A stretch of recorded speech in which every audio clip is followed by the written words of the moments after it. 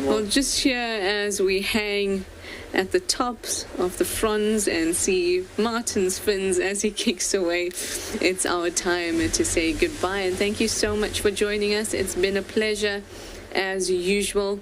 From all our divers and from Stefan and myself here on the surface, we'll see you again next time. So bye from us. Cheerio. Bye.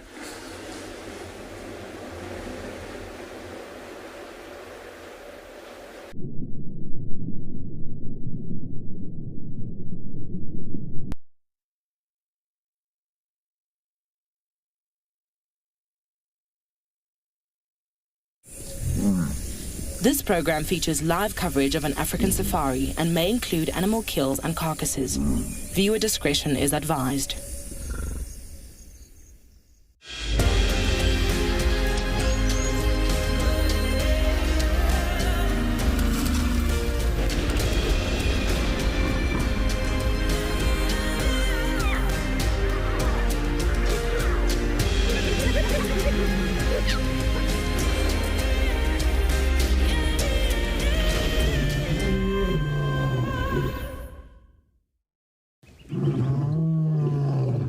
Good afternoon, everyone.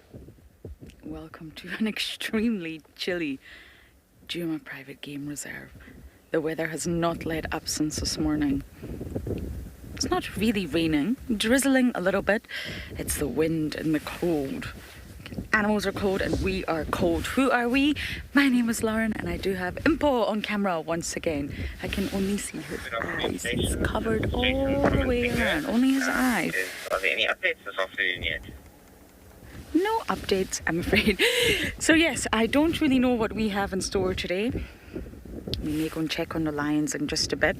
I think on a day like today it's actually better to be stationary than to be driving around. So maybe we'll go and spend some time with the good old Talamatis. Recently I heard a kid call them the tomatoes and the avocas the avocados, and I have never been able to forget that. In my head it's the tomatoes and the avocados. Anyway, this safari is live and interactive, and on a day like today we really need you to talk to us about anything. I'm happy to answer questions on almost anything, land, sea, whatever you like. And you send in your questions using the hashtag WildEarth on Twitter. Or you can use @FC, which stands for @Final Control on the YouTube chat. Or if you don't like either of those options, you can head over to the WildEarth website. And as long as you've registered, you can submit your questions there. Just ask away. I'm happy to talk about pizza, vegetables, animals, weather. I mentioned the other day I'm not too good about outer space, but I'll give it a go. And of course, kids, if you are watching, please do talk to us. Your questions are very, very often the best. And you can ask about whatever you like.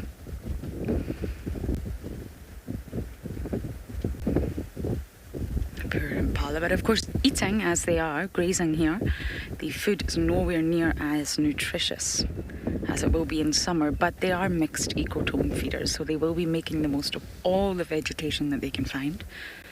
And being a mammal, eating and moving keeps you warm. They can't jump into the duvet like we can. But when you're cold, when it's winter, you just want to eat. You want something warm in your tummy, which will then keep you warm because it's fueling you. And then, of course, if you keep moving, very often if you just go for a short jog, you will instantly feel warmer.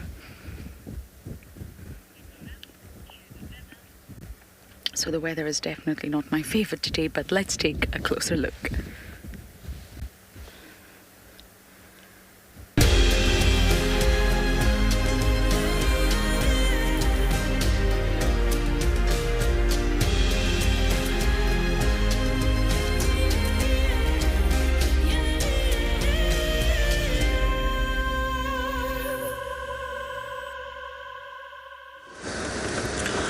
Well, definitely not the best weather for humans in an open vehicle, but good weather for cats to be fairly busy throughout the afternoon and into the evening.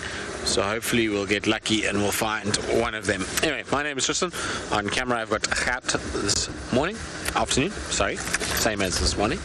And basically our plan for this afternoon is to go and try and see if we can find a leopard. It's been far too long now. Enough is enough. We are going to put a concerted effort in.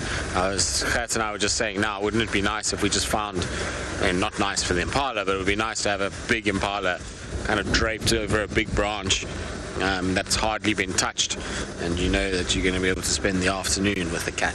That would be cool. So we'll just have to see how we go. It's going to be a little chilly, and a little rainy, but our spirits shall not be dampened. We shall do our very, very best in order to try and find what we're looking for. Sorry, I've got multiple covers blowing all over the place here. It's just to try and keep all the equipment dry. We have a piece of equipment here in the front seat on Rusty because it's a slightly different one to the Wendy one, and it can't fit in the back, so it has to stay here, which means that it can get rained on quite easily. So we have all these covers over it just to make sure that it doesn't get wet and it doesn't lie in any pools of water, because as we know, electronics and water don't really mix that well. I mean, we've tried before and it hasn't gone very well for us. We'll try and avoid that today. But what we're going to do is we're going to just check slightly to the north here. You know, it's a shame that the rain has arrived now, because get the sense that Kalamba is looking for a den site or is denning. I don't know why.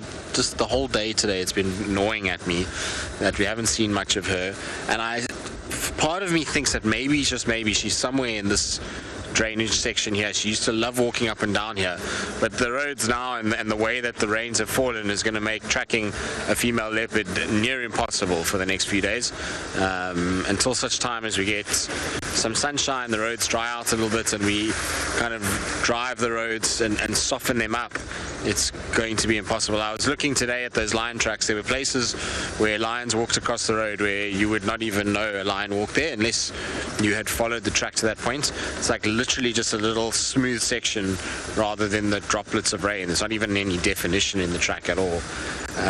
So it's going to make it quite tricky from that standpoint, but you never know. Maybe we get lucky and we find like a drag mark should work, or we find a place where lots of cars have been driving today and we should be able to see those tracks. So that's the plan. Hopefully we'll have a bit of luck this afternoon.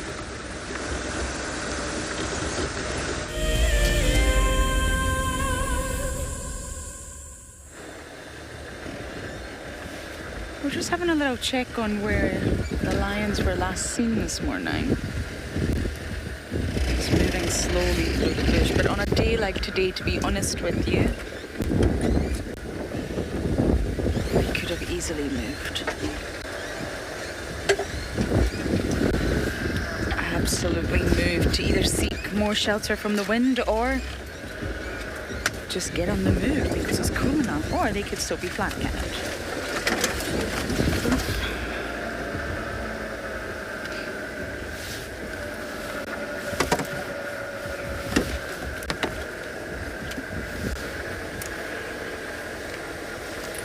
There we go.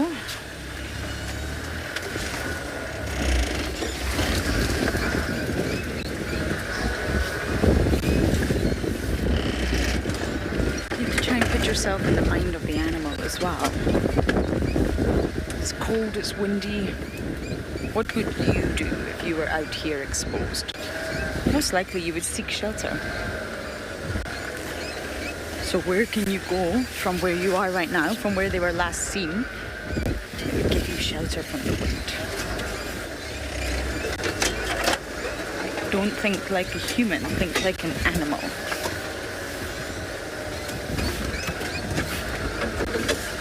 Termite mounds are good, big ones, they can break the wind. So we'll just scratch around here and see if we can come up with anything.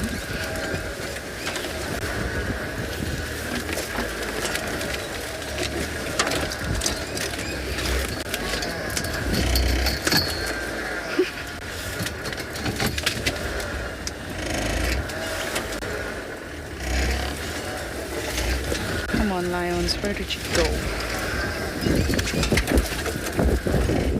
Oh, just stalled.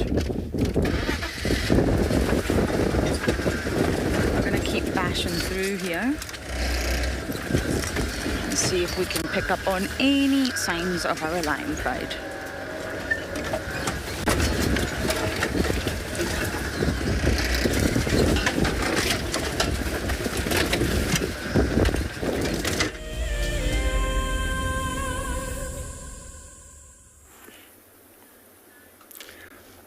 Good afternoon and welcome to Bushwalk. We're at Pridelands Eco Training and we're at Leopard Dam at the moment. And we're pretty much going to be anchored at this dam for most of the afternoon. It's pretty windy, which makes walking unsafe as well as incredibly unpredictable. And at the same time, we've got a big rain squall that's coming on its way from that side. So my name is JP LaRue and behind the cameras, we've got BK. So our plan is that we are going to focus on a few very common field signs for this afternoon. Some of those field signs might have been repeated several times over the period of the last few weeks, but we also will offer you the opportunity to ask questions. So any questions and answers, we're gladly to go into those as well. So at the moment there's a grey heron on the opposite side of a dam. We've been seeing a few more of them on the Pridelands concession over the last few days. Yesterday we went through a number of different identification features on how to identify birds. We might do one of those again if anybody is keen on how to identify birds.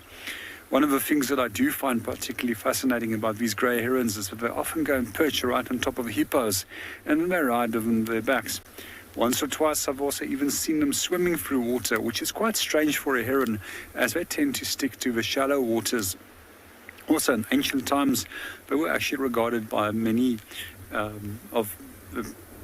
as traitor birds, especially by the Spartans and the Greeks, when there was conquest made into Greece and Sparta, as that they would give away the position of where for enemy ships where to land, as that they would indicate shallow water.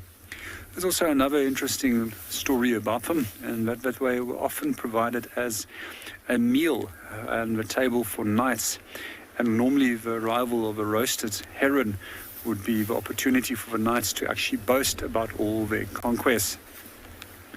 I do like grey herons. They're pretty fascinating birds, and I love to see how patient they are.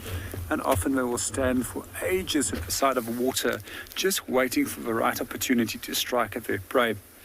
And just slightly towards the left of it, we've also got Egyptian geese that's trying to shelter there, trying to be as low as possible there behind that little muddy area to prevent it being exposed to wind. Also fairly common birds. We see them almost in all our locations in Pridelands. And as far as I understand, it's also one of the birds that has undergone a range expansion in South Africa. So we're going to hang around here for the rest of the afternoon, and we're just going to link you into that eco training promo. So if you would like to become a field guide and come and learn about all the different subjects that we offer to train guides with, they range right through from astronomy, geology, weather and climate, and they end off with a number of zoology subjects, as well as human habitation and a little bit about culture. Operating for 27 years, Eco Training is the pioneer and leader in safari guide and wildlife training in Africa. WildEarth has been working closely with Eco Training to promote the safari guide industry and create awareness for its importance. This is why, for 1 month only, we are offering all WildEarth viewers an opportunity to receive a discount on an Eco Training safari guide course. Contact Eco Training today to find out more, and remember to quote Eco Wild Live to receive your discount. Well, we're still bumbling along. Not much to show for our efforts just yet, but it's still early doors and we haven't really covered very much ground. I'm just on Aubrey's Road at the moment, which has been quite a busy road of late for leopard activity. It seems like a number of different individuals are using this, from Shadulu to Klalamba to Kara, Tavangumi every now and then, Mulawati. I haven't seen Tortoise Pan come this far yet, but any day now I would imagine he would slink into this section. So it's always a good road just to drive nice and slow and check very, very carefully. You never know what you can find. in this area. The weather is starting to get even worse, which is not great news. When it starts to rain and get windy at the same time, then it's not great for the cats. When it's just overcast and a bit of a breeze and no rain, then it's okay. Then you'll find that they move. But when it starts to rain and get a bit miserable, then they start to kind of tuck up and hide away. So yeah, it's going to be I think a tough afternoon in some respects from a game viewing perspective. A lot of people always think, it can't be that bad from a game viewing point of view, not from an experience point of view. So we're not talking about being uncomfortable or something like that. We're just talking from amounts of animals that you see, and it is seriously, it's like half the amount of animals that you'll get on a day like today as opposed to a sunny day. When it's sunny, things have to move. They have to find water, they have to get to places to drink, which means that you catch them moving, whether that be antelope or cats is irrelevant. Whereas in this weather, everything is just doesn't want to go anywhere. It wants to hunker down. You'll see Cat's hand now, and it's just going to wipe the lens. I'm not going to apologize every time he does it, because he's going to have to do it a lot over the course of the next 4 hours or 3.5 hours, whatever it is now. And so his hand will kind of come in front every now and then. But yeah, so like I was saying, everything just kind of wants to hunker down and not get completely wet and sort of abused by this weather. So you find everything kind of tucked together, they don't spread out as much. So the actual amount of animals that you see is far less than normal. And a lot of them also try to get into places where they can get out of the wind a little bit. This kind of weather, you don't really want to be caught in the wind for long periods of time. It's very, very cold if you do. You can see the buffalo where they walked through yesterday.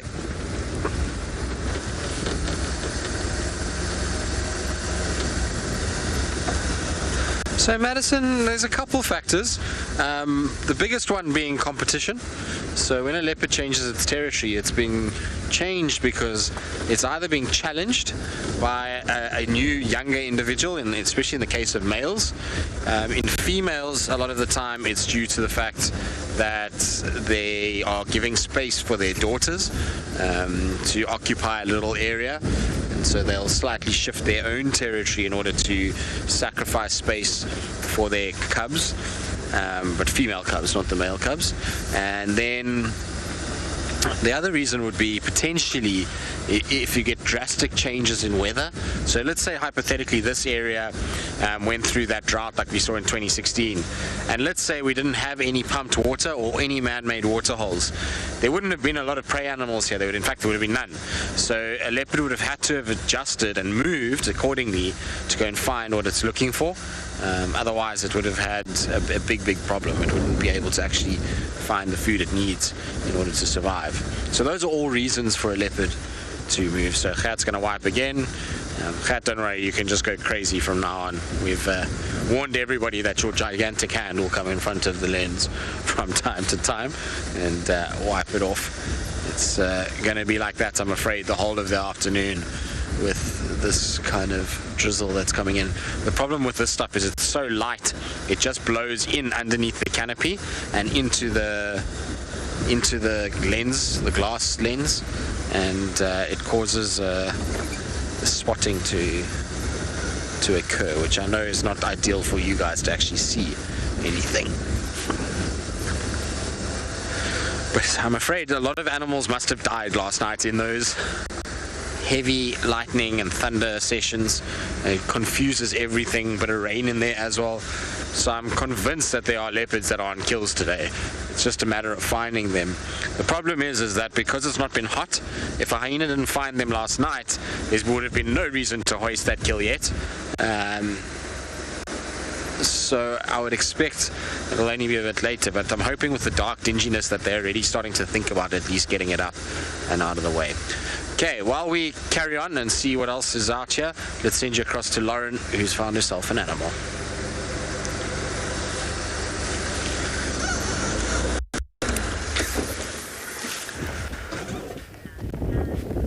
Good luck, Tristy. I've if Tristy doesn't find a leopard. He's grumpy. You always want Tristy to have a leopard. I'm only teasing, but I found my animal and I'm over the moon. Only one, though. I thought we may have others, but sadly only one. Roughly in the area where Tristan had the telemates this morning, I popped my nose in. It appears they've moved, which is exactly what I thought. I mean, in summer they stay flat cat for a long time because it's hot. And remember, I always say it's all about energetics. You don't need to waste any unnecessary energy. So when it's hot, that's the time to rest. Save your energy for when it gets cooler. That's why they do sleep all day when it's hot. It's uncomfortable. And then as soon as it cools down, of course, they get active. They're just nocturnal, that's all. But on weather like today, it's very, very likely that they've got up and moved. That's a brilliant bump shot. Considering moving a little bit, but what you've always got to remember with elephants, and what I got sort of drummed into me when I first arrived here, is that they don't react well with certain situations, and wind is one of them. Elephants can be very reactive to weather, and therefore, oh look, a lilac-breasted roller just landed. You see it, Impala? Huh. And he knows we're here. I think this is a lone young bull, and he knows we're here, so it's not comparable to us being on bushwalk and having to be extremely cautious of the wind. But still, they're a little bit antsy, shall we say, when the weather is not great. You just always bear that in mind. But I think now that we can go just a little bit closer, slowly. But naturally on bushwalk, that's an entirely different experience, and you do really need to know what direction the wind is coming from and how to approach that animal. But this individual already knows.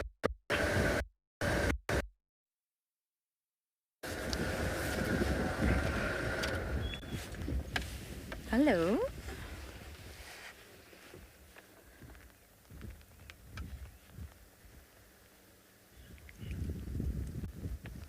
Luckily, the vegetation is still giving.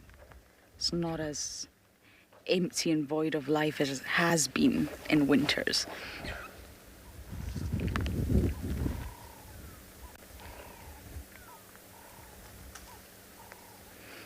Okay, we're gonna sit here with a little while longer with our elephant.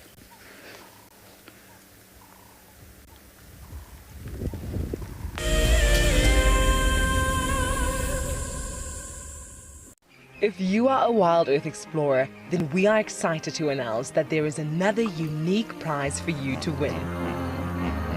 Sign up to be an explorer before the 16th of October 2021, and you and a friend could be heading off to an eco-training ranger experience. This 2-night opportunity offers a living and learning adventure where you will combine seeing incredible nature with gaining knowledge on how animals live in the wild. You will approach dangerous game on foot, learn how to track, do some 4x4 driving, and have an exclusive opportunity to join the WildEarth team behind the scenes on the live show. After each action-packed day, you will relax around the campfire and listen to the nighttime choir of animal sounds before you drift off to sleep. WildEarth explorers, it's in your nature.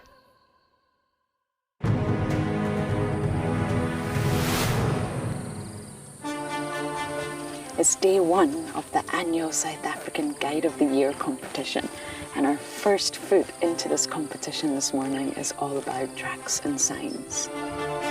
We're going to call you in one at a time. Just look at it, the information will be there.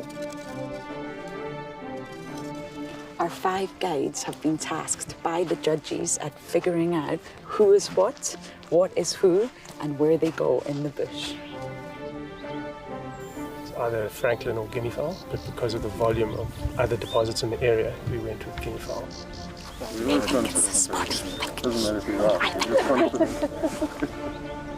Detailing the surrounding that you need to look out for tracks. The details is very important.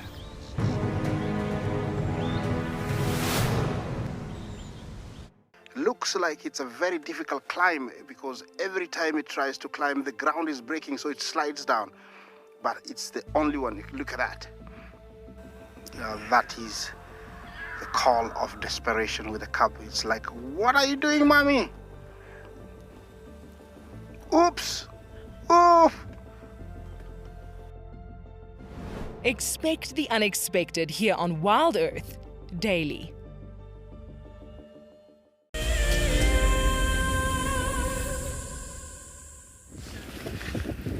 That's the rain coming, everyone. Hopefully it doesn't get too heavy. There's a certain amount of rain we can withstand in these vehicles. But once it gets too heavy, of course, we've got lots of electronics.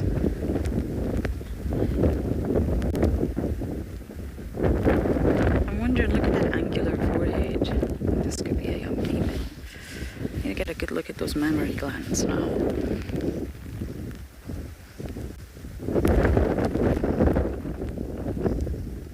Again, mammal, keep eating, keep moving, keep warm.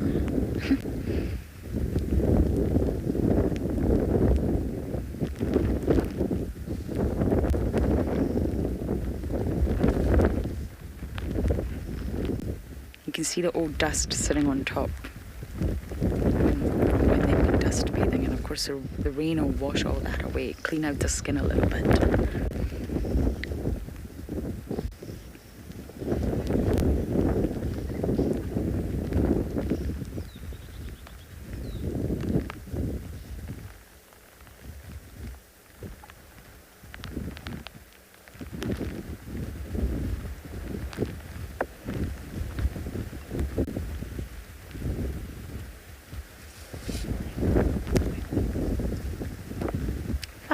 Just the same way as humans.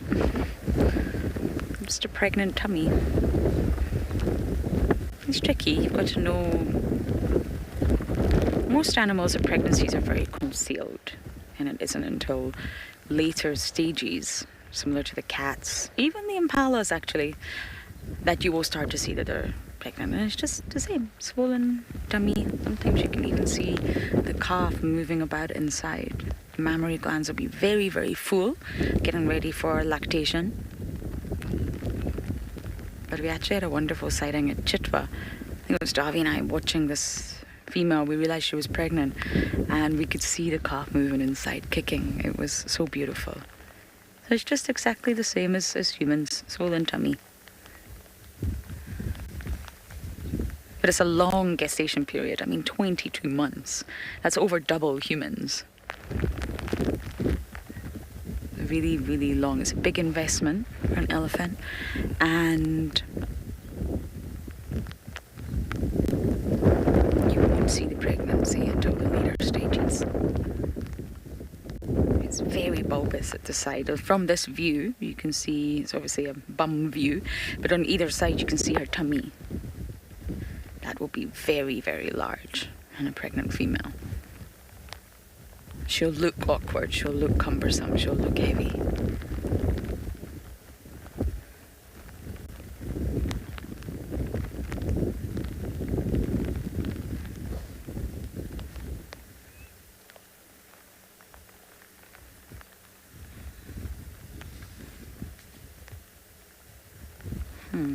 Not so brilliant views anymore.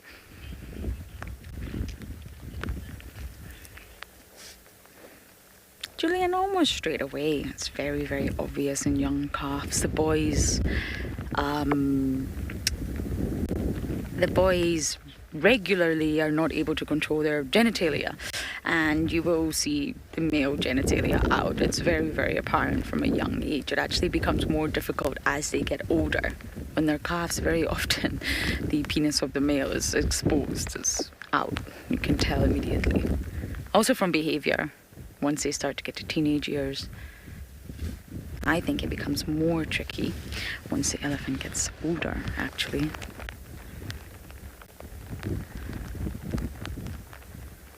But when they're calves, it's pretty easy. They get excited and they're young. Normally it's very obvious.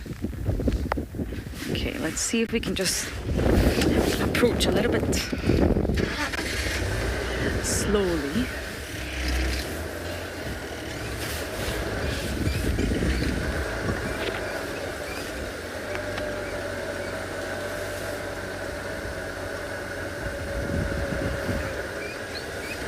And there's more over here. It's a female after all.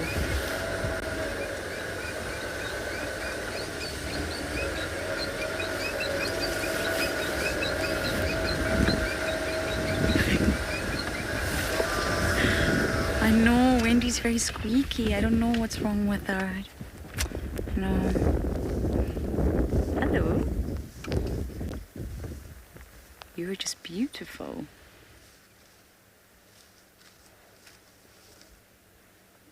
Yes. I just want to admire how beautiful you are.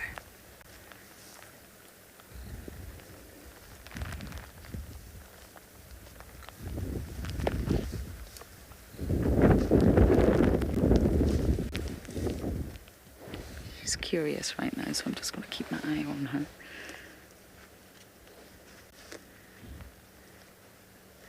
Oh, you found some nice green shoots.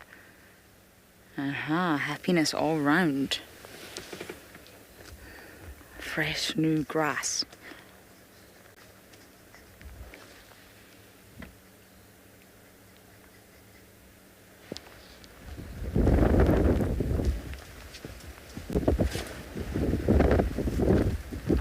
Dear. See, very nervy. We haven't moved a muscle on this vehicle. The wind. Very unsettled.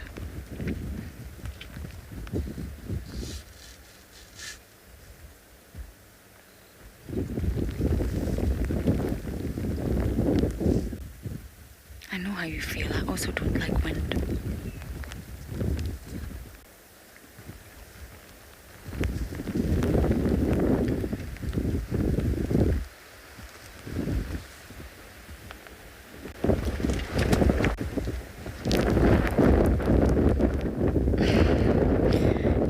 Us, but you're also thoroughly enjoying the food you've just found. It's so green.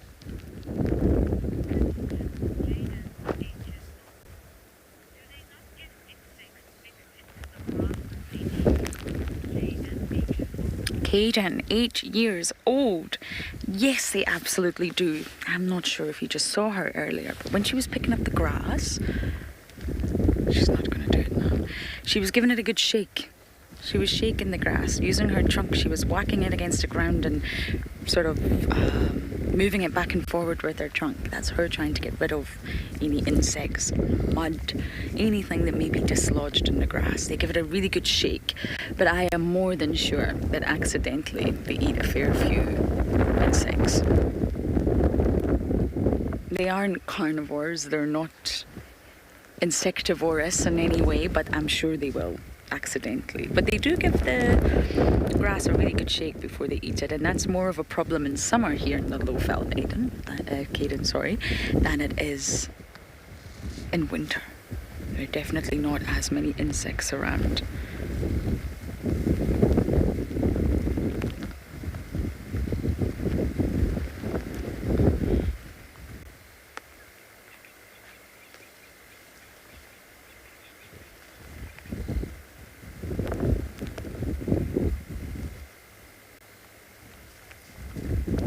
You see?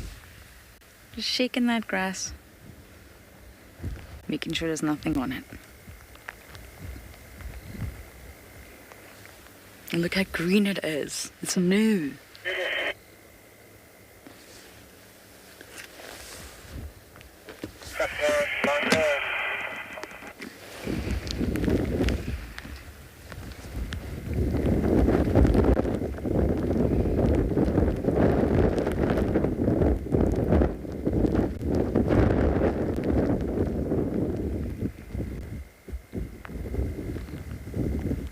It's just so lovely to watch.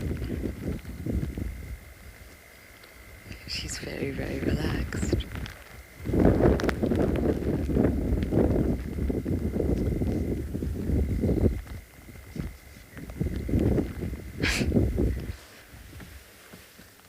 your food, dear. There we go. You listen to me. Good girl.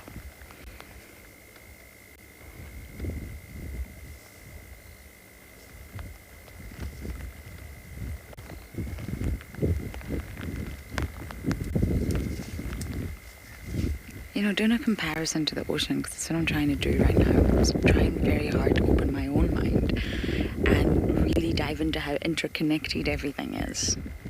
I think as humans we forget that sometimes. And I think the equivalent of an elephant on the coral reef would be a parrotfish. Herbivorous, live in schools, i.e. similar to herds.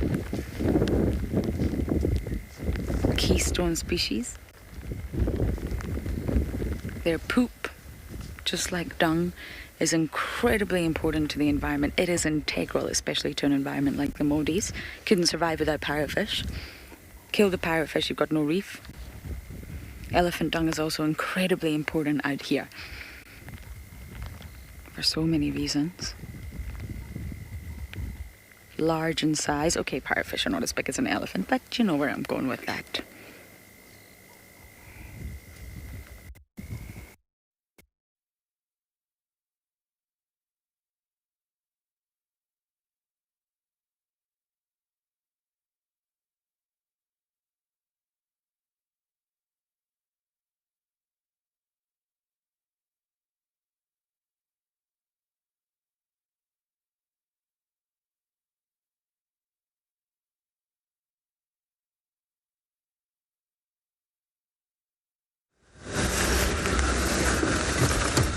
Well, seems like Lauren's got a bit of technical difficulty, and we're still kind of just bumbling. Haven't seen a single animal. It's just rain that's kind of coming down, and it's that horrible rain that just makes everything wet. It's not nice. So you're going to see your cat's hand more than you're going to see me, because the lens is just getting covered in this misty rain. Although all of a sudden it's gotten brighter. I think it's only going to last a few seconds, and then I think the next wave will start to come. But it's definitely raining a lot more than it was earlier. Unfortunately, I was hoping that it was going to just settle a little bit, but that's not the case. It's getting worse as we go.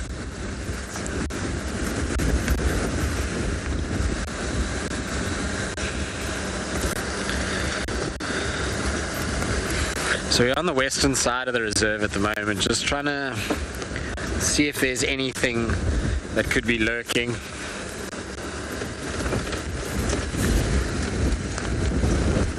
Happen that male leopards either stay or return to their natal territories. It's not common, but it does happen.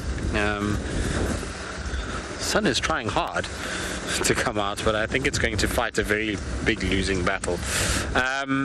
So yeah, it can happen, does happen, but not a common thing. It's not great because you don't really want a male to return to his natal territory, because then he's mating with his mother or his sisters, related offspring, so that are in the area, and that's not great from a genetic diversity standpoint.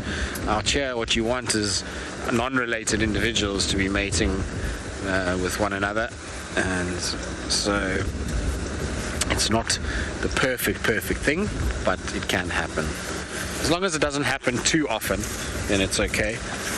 You find with that kind of stuff, as long as it's not every generation for multiple generations, then you're normally okay. If it happens multiple times across multiple generations, then it becomes a little bit of an issue.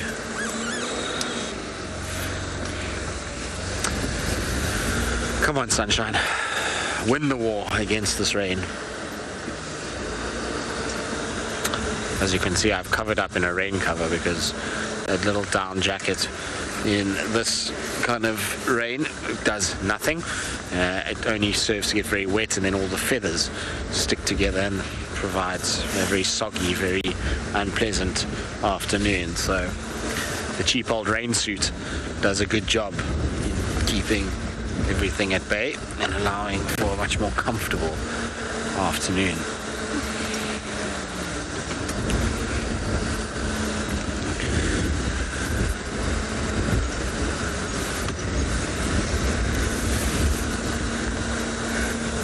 Inga, was it you, Gert, that I saw that wildcat? Yes. Yeah, on the fire break. So when was that? That was in... It was not June. Might have been June. Somewhere there. It was the last one that I've seen on Drive. We actually had it live. But the last wildcat that I saw was just before I started here on this stint. So I saw one in Buffelshoek at close to Kayamanzi side. So I saw one there. Funny enough, that night we saw a serval and a wildcat. Very cool to see.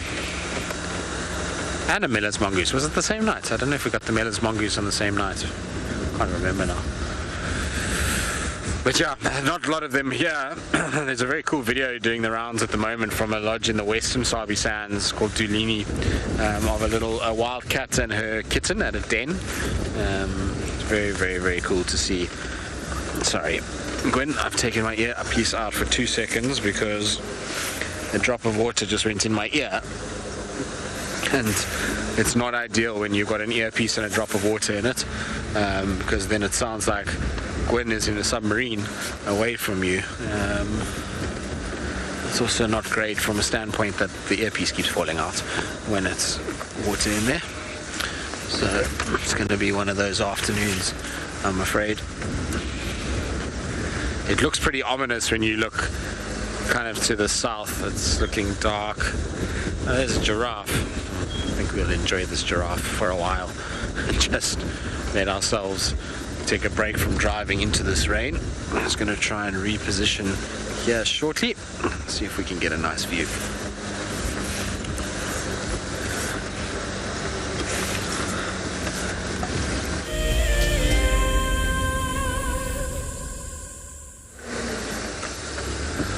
I'm just trying to see if I can just get a better view for Gert where the rain is not piling into the lens of the camera. So everything's coming from the south because of the wind direction. So if we turn our car a little bit more right angled to it, there's a lot more protection from the rain, and the lens doesn't have to be wiped nearly as much. I know it's not the best view of this giraffe with all the bushes and things that are in the way, but it's just part and parcel of the way things are this afternoon. The conditions determine the way that we are able to do what we do. A nice bull giraffe, lots and lots and lots of them around. We've been seeing bull giraffe all over the place, and they must be smiling from ear to ear with this weather. It's about to rain leaves for them. Every single tree I've driven past has got little leaflets starting to come through. So it's soon going to be completely green. I would reckon I'm going to give it a week. If we get some sunshine, a week, and these trees will all have leaves again. So it's going to make life a little bit more tricky from a viewing point of view.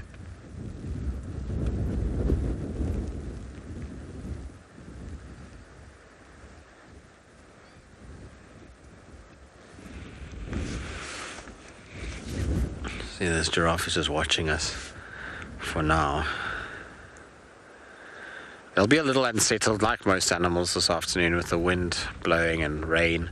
There's a bit of noise and it's difficult to see nicely. So everybody will be a little more alert and kind of focus on what's going on around them. Not move too much. I think this guy's going to utilize this area where there's all these nice green shoots again. Looks like he's got a bit of a limp on him, doesn't it?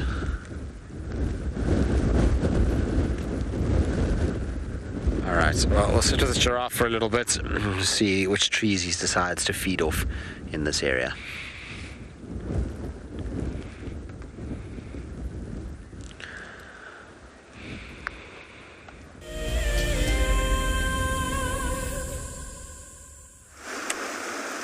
Good afternoon, WildEarth, and welcome to Cozy Bay. Really nice to have you here with us. It's a little bit of sun that's coming from, I guess that's the westerly direction now. Definitely no rain though, which is a lovely position to be in. We've had rain in the last week, been rained on quite a few times, so we know what it feels like.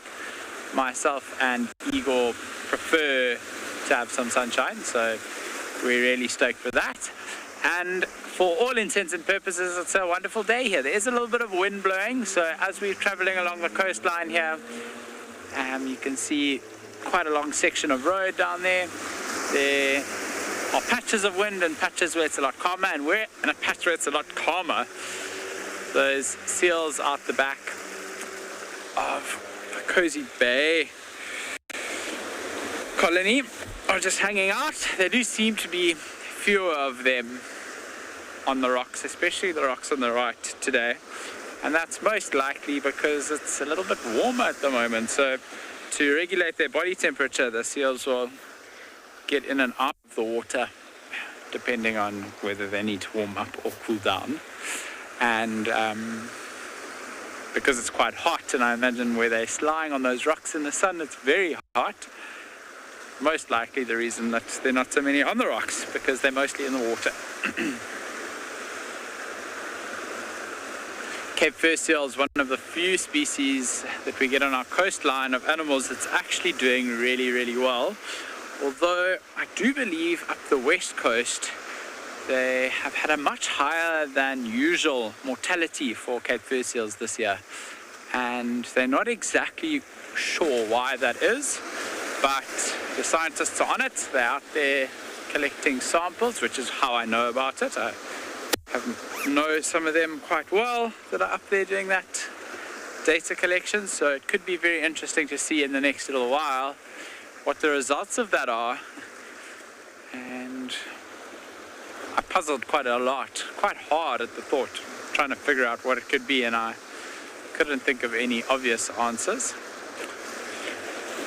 Now, if you watched the show with us, was it 2 days ago? 2 days ago. We were here at roughly the same time, and I'm just going to direct you, I pointed this out to Igor, and I thought it was really interesting, to this little channel on the right over here. Should we use this trick again? So this channel over here, and the swell's not that much bigger than it was 2 days ago, it's about the same. And we can just see that water pouring in and out there compared to 2 days ago, how much less water there was, and that's just really an indication of how quickly the tides change. So they would have shifted a full hour and a bit by now, and the result of that is it's a lot higher now than it was 2 days ago.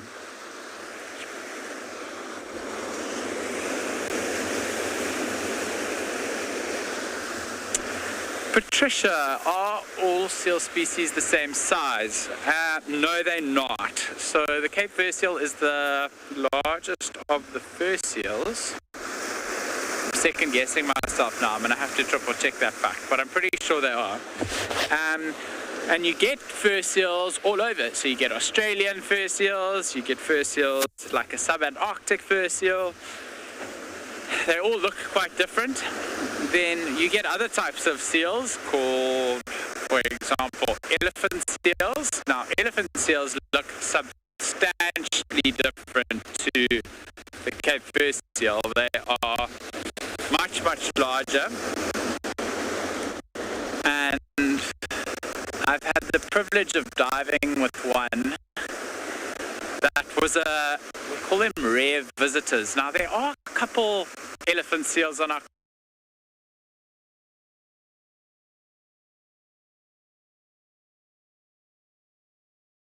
seasonally seems to come to do his molt around the Cape. He quite famously spent a bit of time on Fishhook Beach and drew some large crowds. And they are much, much, much, much, much bigger, and they're really adapted to much colder conditions than we experience here in the Cape. To give you an idea, those elephant seals can hold their breath for up to 2 hours while they're diving and hunting for giant squid, compared to our Cape fur seal, which can hold its breath for about 7 minutes. Fun fact for the day. We are going to send you across to Lara, and we're going to carry on just kind of having a little scratch around here to see if we can find any little interesting things. We might take a bit of a wander, but we will be back with you shortly, no doubt.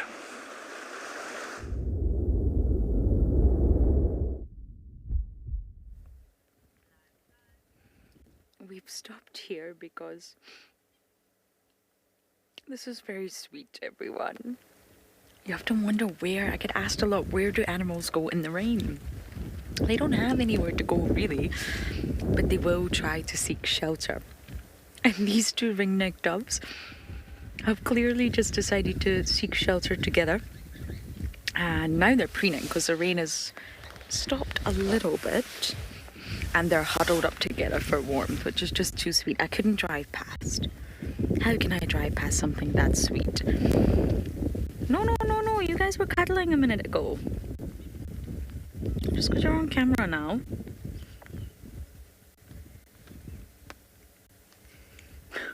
When we first drove past, they were so tightly packed together. They are monogamous. So essentially, this could be the male and the female. The sexes are very alike though, and the males are actually larger than the female, but you would have to see them sort of standing side by side with their heads up and not very busy preening in order to be able to see that.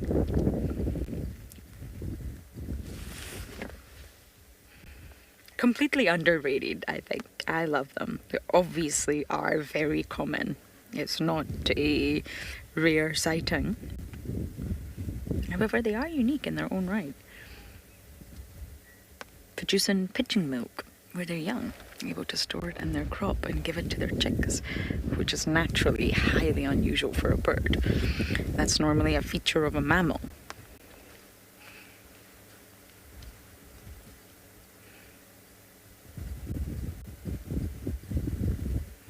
They're also one of the birds that don't need to sip and tip. If you think of the birds when they sip water, tip the head back to get it down the throat. Sip, and then tip, and then sip, and then tip. These guys don't actually have to do that. They're able to just swallow the water by sipping without the tipping.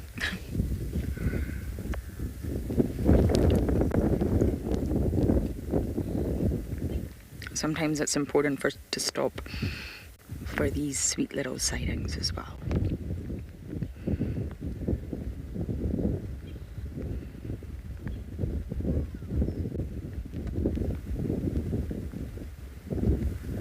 Going back to that milk, it's only for the first few days after hatching, but still, that's incredible. They're providing the animals with milk.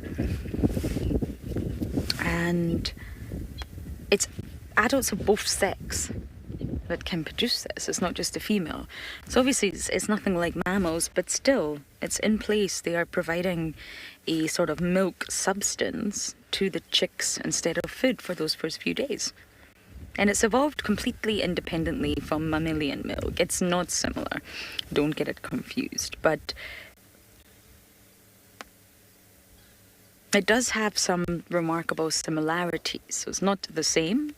It's not come from the same line of evolution. But there are some remarkable similarities. And there's lots of interesting papers on it. If you really want to go and read about pigeon milk, treat yourself, guys. And the actual entire process is regulated by the same hormone in these birds as it is in mammals, and that hormone is prolactin. Lactin, lactation, lactose, it's all sort of related. And that's really fascinating. The same hormone that starts the whole process in mammals works the same with these birds.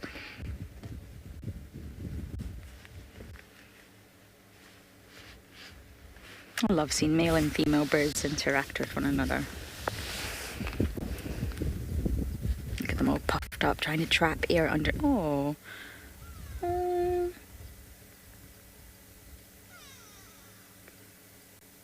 No, why are they being so cute?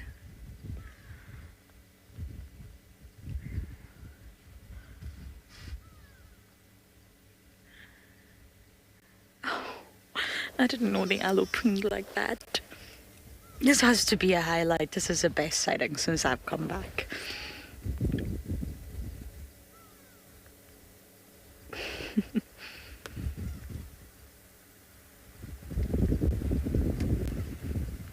Oh, we're pushing each other, trying to get closer. That's what my dog does. She pushes her bum against you to try and see if she can get any closer. But really, can you get any closer? Anyway, that was an absolutely adorable sight. I'm very glad to have shared that with you.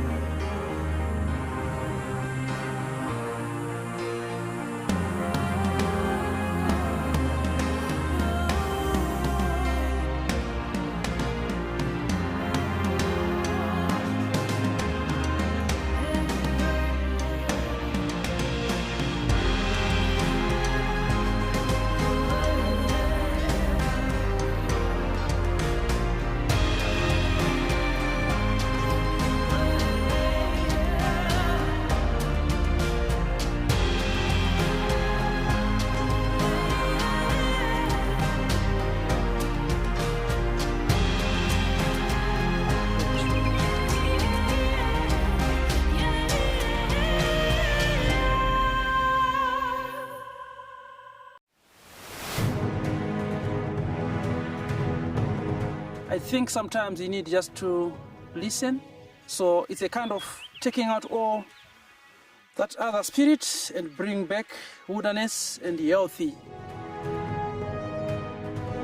bushwalk and trek and sign. I'm sure I'm good at that. I spend most of my time on the ground since I was a young boy, so I think I'm good with that. Actually, I'm not much nervous of any category. Just take it as it is. Yeah.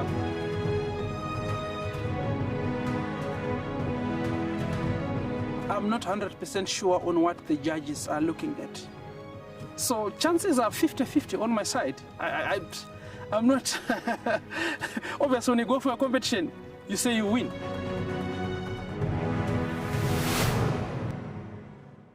Okay, there's another big male coming in from our left here.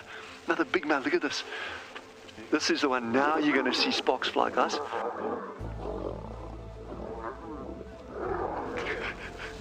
Guys, it doesn't get better than this, eh? Yes, unbelievable. Africa, I love you, eh? Expect the unexpected here on WildEarth daily.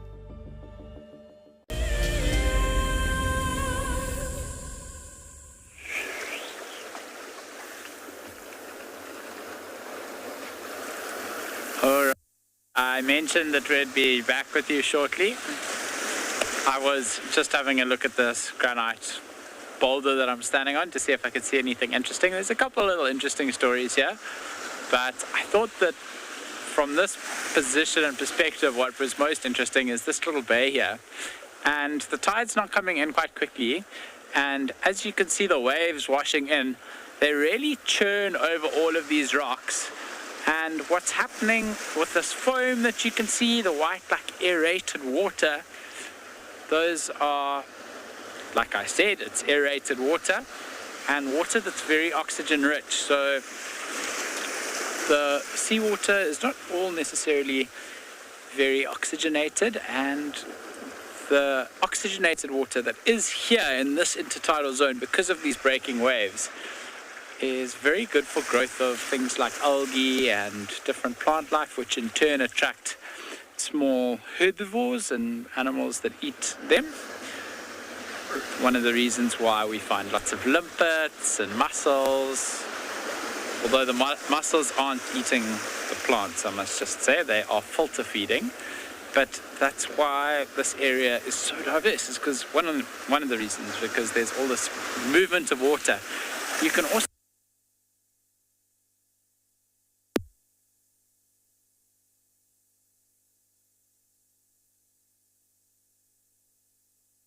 dead plant like the living plant will really be moving around in the water column, and then for the feeders like the mussels who filter water through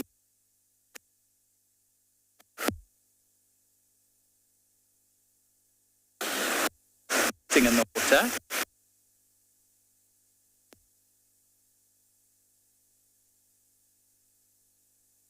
Find that in the areas of the Cape where you're not allowed harvesting,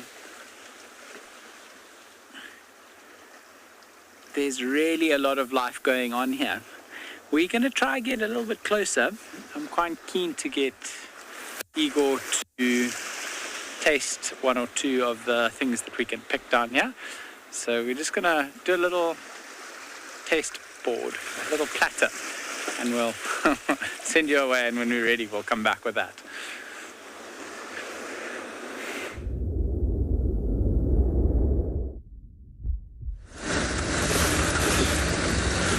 Well, good luck, Dev. Enjoy your little waterbound expedition. If only Dev and the Cape Town folk had kept their weather to themselves. We don't need it up here. So Dev, if you can take it back, we'll be most appreciative, because this is a front that's come from that side of the world.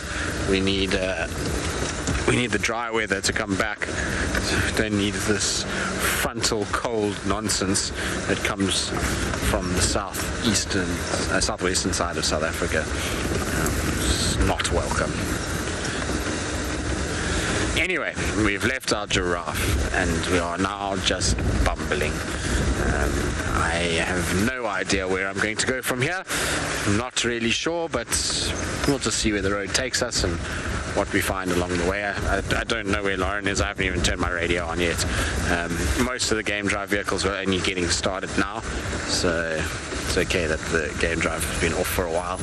I'll get hold of Lauren now and just find out where she is and what's been happening. There's a duiker, but it's not going to sit still, is it? No. It doesn't seem like that's the case. It's going to run away, unfortunately.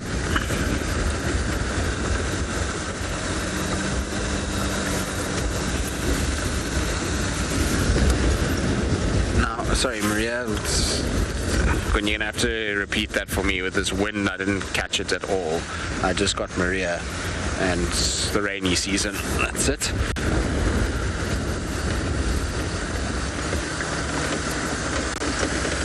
More prone to diseases in the rainy season. No, funnily enough, not. More prone to disease in the dry season for a couple of reasons. So, dry season will bring about a weaker immune system due to lack of nutrition. So those things that take hold tend to affect them harder or worse. Then you've got like something like anthrax. Anthrax generally hides in the ground and can be dormant for years. When it gets dry, as water recedes, those spores get covered in mud, and eventually the water recedes, and animals coming down kind of kick up that dust and start to break up the soil, and anthrax spores can be released. So that happens. Mange, for example, responds very badly to wet weather. It has to kind of have dry weather to do well. So yeah, wet kind of conditions actually help and benefit the animals. They're much stronger, much fitter, much healthier when it's wet as opposed to when it's dry. It's like us, you know, if you run down and you're not eating well and you eat bad food every single day, and you start to become a lot more prone to falling ill. Your immune system is taking a pounding already.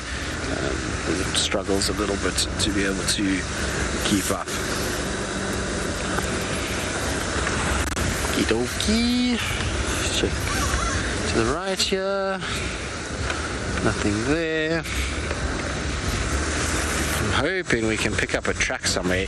Long overdue is Shasha. He seems to have been MIA along with Kalamba. So the two of them would be nice to see. Who else has been MIA? Well, Tingana obviously has been the biggest MIA individual of this whole stint that I've been on. In fact, the last few weeks it's been just nothing on him, which is worrying to a degree. You never know though, he might make an appearance somewhere. somewhere random. I have this funny feeling he's just going to pop up in the most random spot.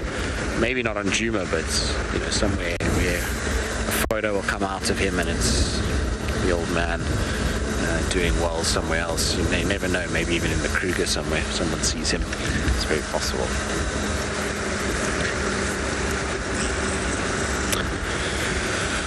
So this road is going to be tricky to see tracks on at this time of the day. So after all the rain that we've had, everything is kind of quite hard from the cars that have travelled through. Unless the animal walks now and is kind of on top of all the vehicle tracks, then we might pick it up. But otherwise it's going to be not that easy to track anything this afternoon. To get, mostly just going to have to rely on sightings or visual aspects rather than the tracks themselves to indicate where they are.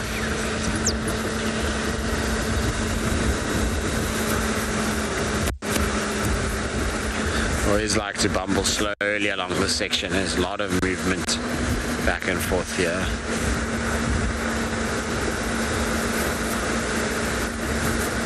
JV, no, snails are not actually hang on. So snails in this section, no, we don't have too many issues here. In the Sand River, yes, there's problems with snails there. Invasive snails, I think the one's called a candy apple snail, if I remember correctly. That's invasive and shouldn't be there, but they're causing a bit of an issue. And there's, I think, another one, but I can't remember the name of the other one. That's also kind of making an appearance down in the Sand River. The Sabi River, I'd imagine if the Sand River's got it, the Sabi will have it too. They flow into one another, so it's very, very likely that the snails are up that side. So they're a bit of a problem there, but up here, no. You only see here are giant African land snails, which are to be here, and they don't really cause too much issue. Pretty good about what they do. Very interesting little creatures are giant African land snails. I'm sure we're going to get some. When we get a bit of warmth again, we should start to see them coming out. They eat bone, which is quite cool. I often see them kind of on bones and breaking bones. It's fascinating to me that a little slimy creature like that can do so.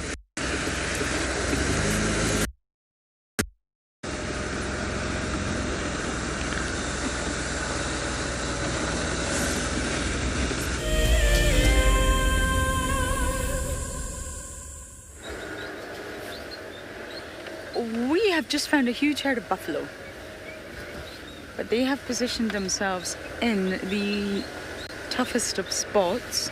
They're actually down in the Mulwati, which is interesting because we tried to go down there and it's warm. They're also really not far from where the lions were this morning.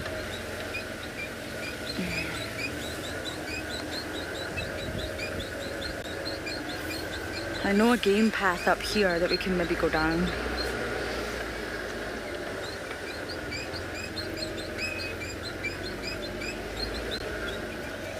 There's one there. And it's not going to be the best visuals. You got that, Impa? But we can sit here for just a moment or two and listen, because the lions really, I don't think they're going to be too far away.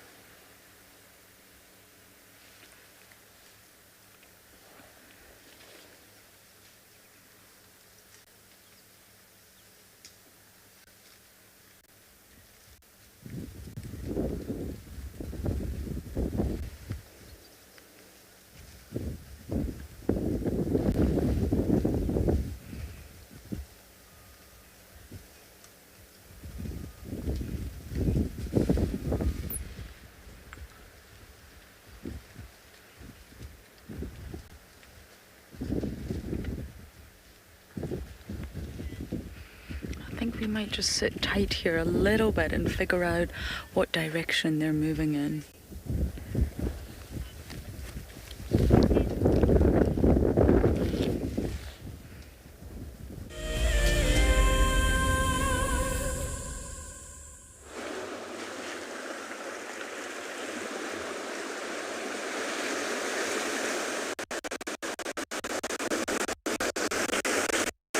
Two types of seaweed here.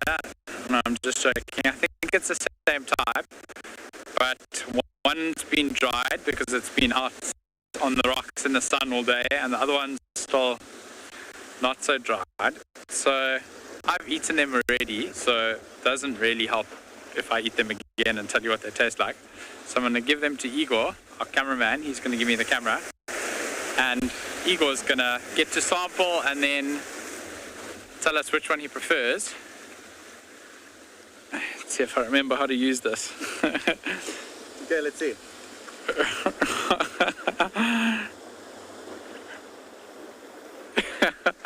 How does that taste? A bit sandy. Oh, very salty. Not very tasty. Let's try this one. I prefer the one that's a little bit more dry. No. Which is like nori. No. That you get with sushi and Asian food. I wouldn't choose eating that. Very funny texture. Oh dear. Okay.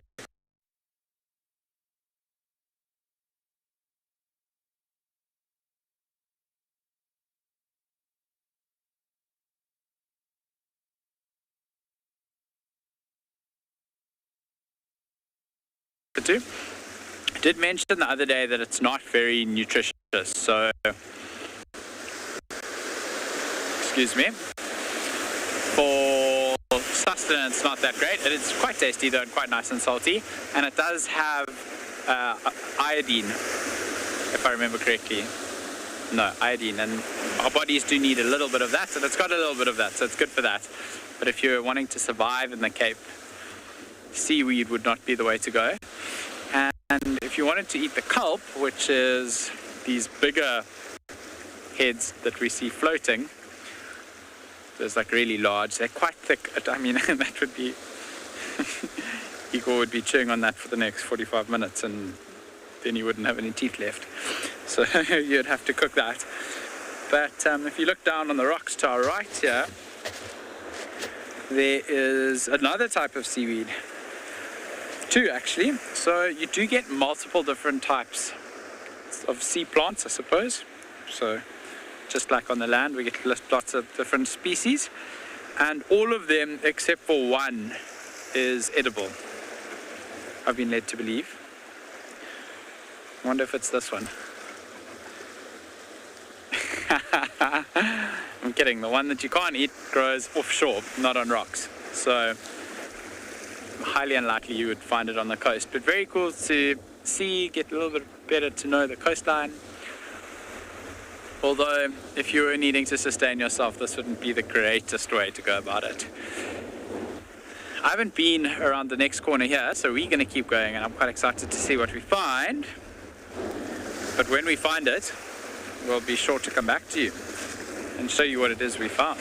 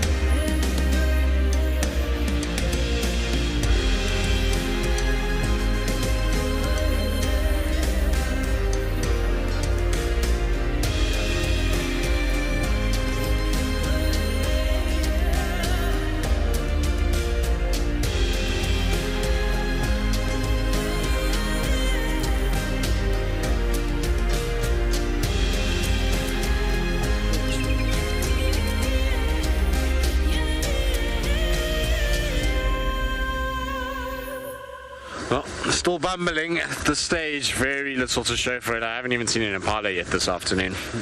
Everything is hiding out, but there's a bit of blue sky. It's going to be short-lived, but there is some. It's about to get enveloped in a dark cloud, unfortunately. But just here on my right hand side there's a bit of blue. Just getting excited for a second. Oh, look at that, an Impala. That's amazing. Let's stop here and enjoy our Impalas for 5 minutes, given that we haven't seen one of these guys yet this afternoon.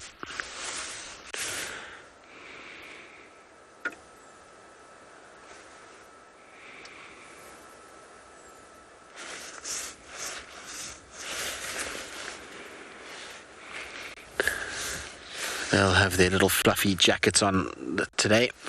Hair will all be on, standing on end and trying to stay nice and warm. The little bachelor herd, which at this time of the year you don't see as many of them because of the fact that the females are all pregnant. You don't really see much aggression from the males, and therefore no real need to fight with one another, and so they can be integrated into herds. Males that are in the herds or finished up as the dominant males don't actually have to push the other males out anymore. There's not really any need for that competition. Ultimately, more eyes and ears are always a welcome thing in a herd of Impala. It also reduces the percentage of you being eaten. So you don't see a huge amount of aggression now. So bachelor herds are normally a big thing through the rut. You find them on the fringes of the female herds, but at this time of the year it's not as common to find male-only herds. They're normally quite mixed this time of the year.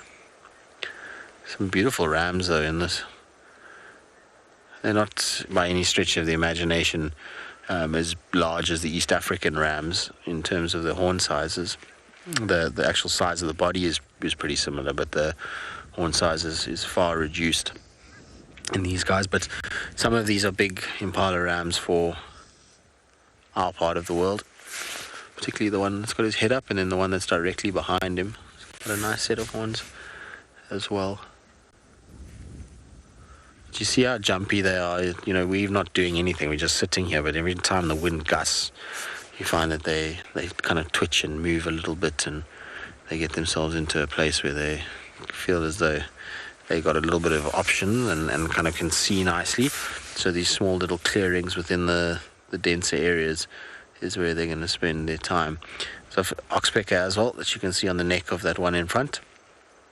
See how it's using its tail just as a way to balance itself and to kind of push against this Impala, make sure that it's not kind of losing balance, particularly with the wind. It's on that one's shoulder. See that? There's like a white marking on the one's shoulder there. Where are my binos? I don't even know where my binos have gone.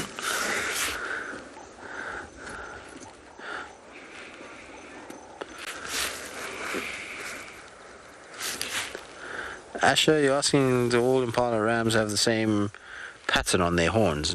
So no, all the horns will be slightly different, but the ridges, all of them have those ridges. It's not just this guy that's got it. Sorry, I know you might hear me fiddling around, but I'm trying to get to my binos under the 75 million covers that we've got on this car. It's proving to be a lot more tricky to do so. Alrighty. It's quite interesting. It's white fur. Can you come again? Can you not shout in my ear? How about that? There we go. Turn that down. Looks like it's just got white fur on it. That's pretty cool. So it's not the one that's facing us at the moment. It's the one directly behind it that's eating. I need it to turn a little bit further. It's on the left flank. So let's see when it turns now. Or if it's going to turn. No, you're going to go right. I was too slow on the uptake to get my binos out to actually see nicely. And I don't have a monitor, so I can't see what you guys are seeing, unfortunately. But yeah, the ridges on the Impala's horns it'll be different for every individual. You won't get the exact same number of ridges in exactly the same place. Alrighty, we're going to sit here with these guys. I want to just check what this Impala's marking looks like. Meantime, it sounds like Lauren has got some buffalo.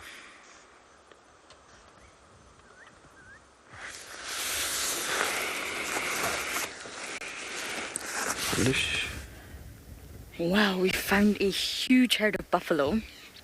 And really, we are not too far away from where the lions were this morning. I don't know where the lions are now. They've moved, naturally. And if they're still in the area, then these two species are in very close proximity. It's been very difficult to reposition and get a view of these guys. They're in the Mowati. And it's actually really warm down there. It completely breaks the wind. You can hear the oxpeckers.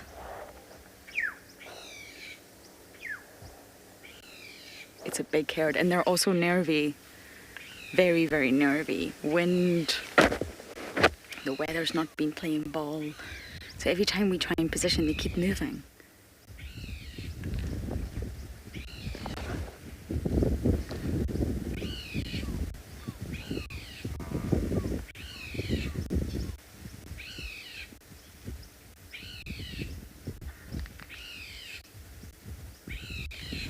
Listen to that constant shrill. I just wonder where the lion's going. I'm going to...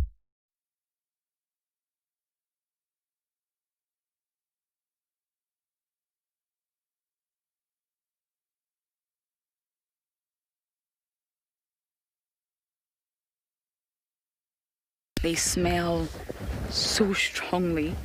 I love the smell though, and they're very, very noisy. I'm a huge herd like this. The lions will absolutely know that they are there.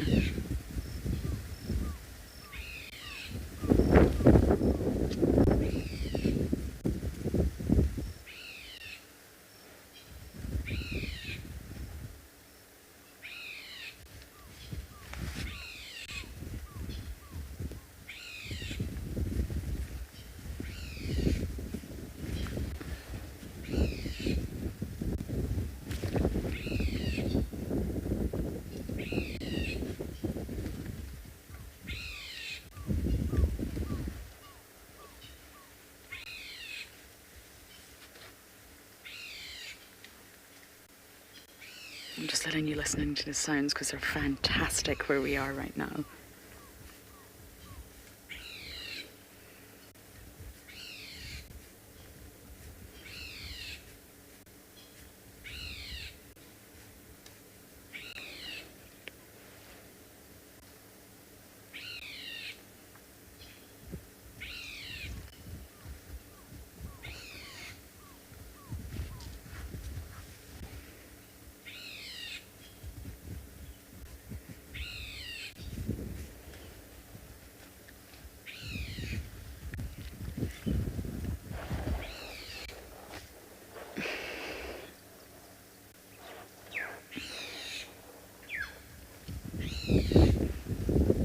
Nadia did just mention oxpeckers, but there's also a black-headed oriole that I can just see. Unfortunately, we've got a rain roof on, so we won't be able to show you it.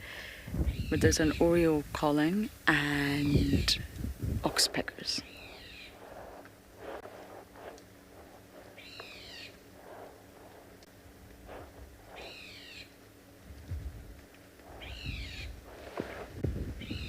That's amazing. I love the Mowati. I actually really want to get down there, but I know if I try, it's possible that these buffalo are just going to run.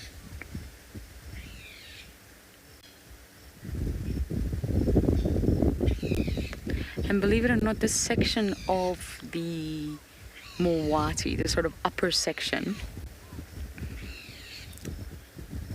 is where I've had the Talamatis kill many times.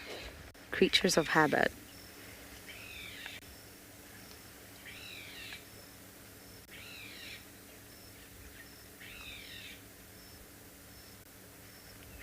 Okay, we're going to stay here a little bit longer, as long as we can with the buffalo, and see what their movements are.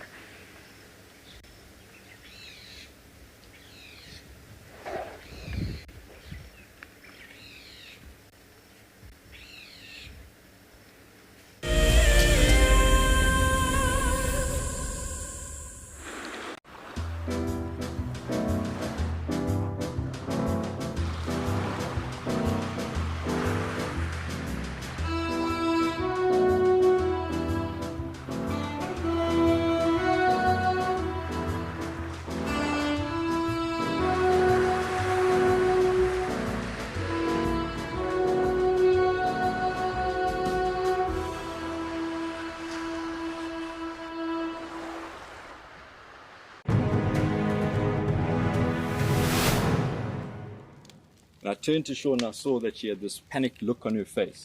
Either she was afraid that something had happened or she was afraid that she was going to miss out on something.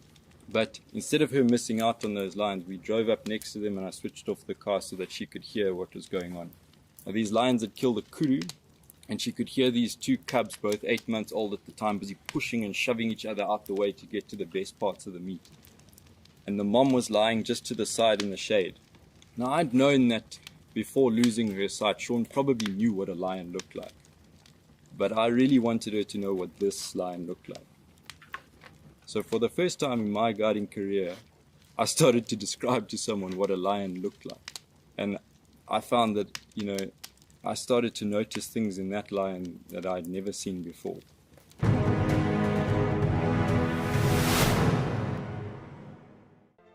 I've seen something I've never seen here before. Look at these cubs.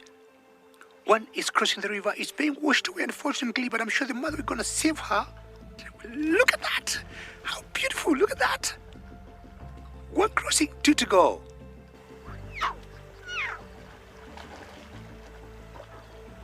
How cool is this? Expect the unexpected here on WildEarth daily. I got into wildlife filmmaking because of a passion for nature and a notion that I could make a difference. Helping others fall in love with nature brings meaning to what I do. It's also a lot of fun. A couple of times per week, we receive some very heartfelt messages from viewers telling us about how WildEarth has made a difference in their life, whether it's helped them through a difficult period or simply helped them to reconnect with nature. I think that's why we do what we do.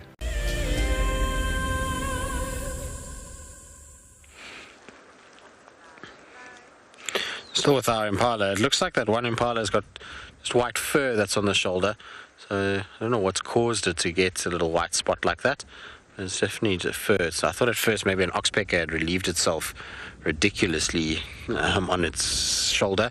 I was also going to think that maybe that oxpecker needs a little bit of a health check, because if it was defecating that much, that's not healthy or normal, and would maybe need a little look at it. But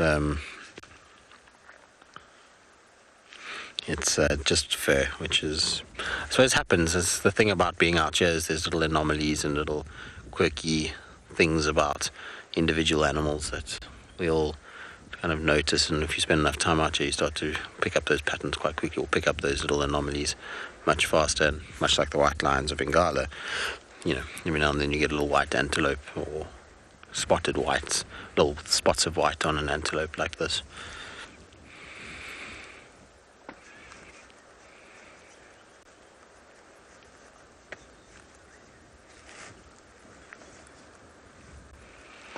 These guys are pretty chilled. They don't seem to be too fussed about life. So I think what we'll do is probably leave them and carry on. They seem like they're going to move into a little bit more of a dense area where it's not going to be as easy to see them anyway. So it seems like the right time to carry on. I don't actually even know where I want to go and check now. Thinking about, okay, Rusty, settle down. We know. You don't need to shout at me the way that you are. Just take it nice and easy. Always when you start this car, it over revs completely. It's nice to obviously have a car that's powerful, but sometimes feels like it's shouting at me. I'm like, okay, calm down. We don't need to go anywhere just yet. Alright, so I think what I'm going to do is, because like I said, I'm not really sure where I want to go, so I think I'm going to take probably Pangolin Track and maybe go down towards Twin Dams and then just check Gowrie Main, maybe slip into Chitwa quickly, see if there's any sign of anything there. Maybe that's the plan. I think that's what I'll do. While there's a gap and there's not any rain around, head that side before the rain starts to come back and we are stuck there and getting wet. I think that's the plan. As far as I know, Lauren was going to head towards the Telematis that we had this morning at some point during the drive, so we'll leave those for her.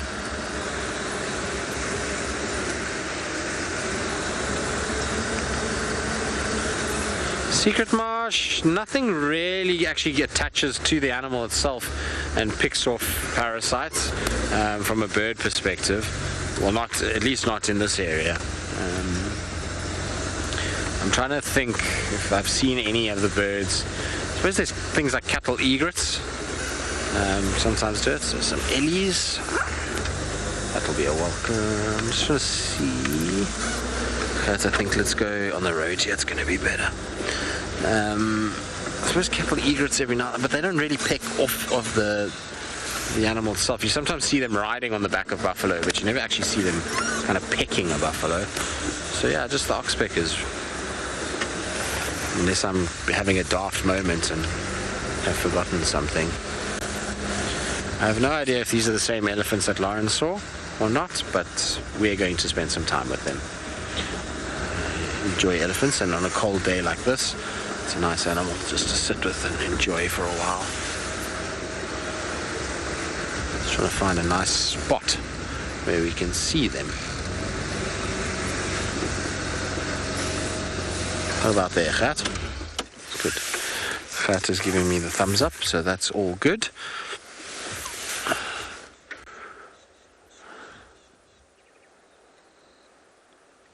Sounds like there's more of them up ahead, that we're just at the back end of the herd. You can hear some further ahead of us.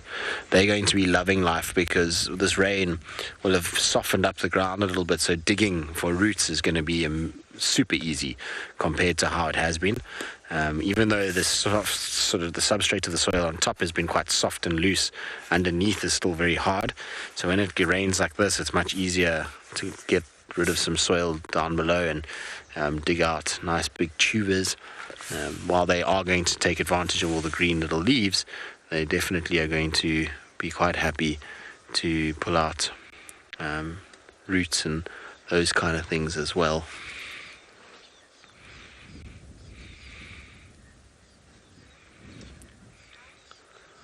Alright, well, we'll sit with our ellies for a while and enjoy them. In the meantime, though, let's send you across to Dev, who's found something else on the beach.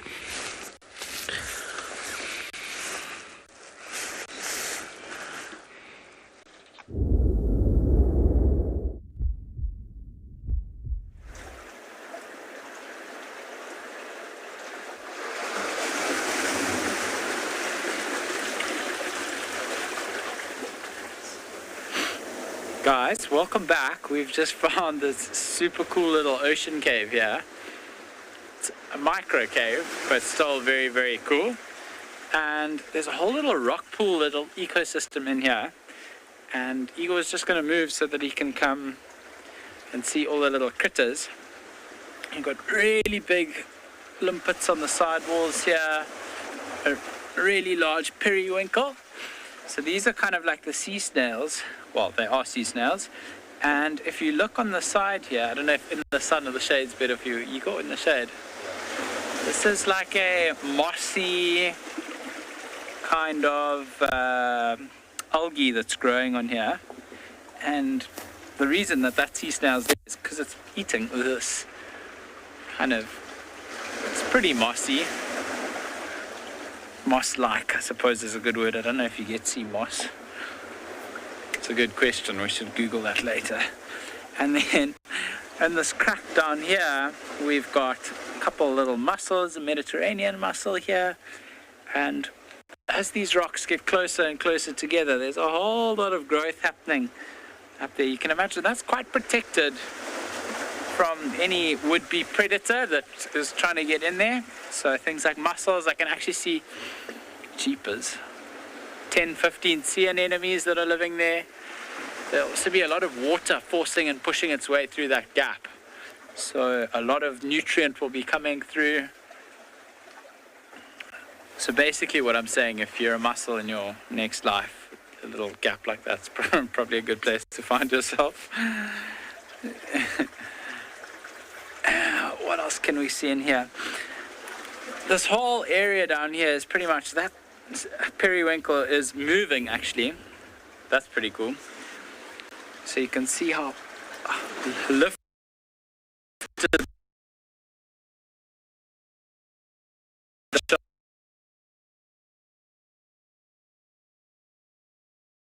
So you can lifted. So you can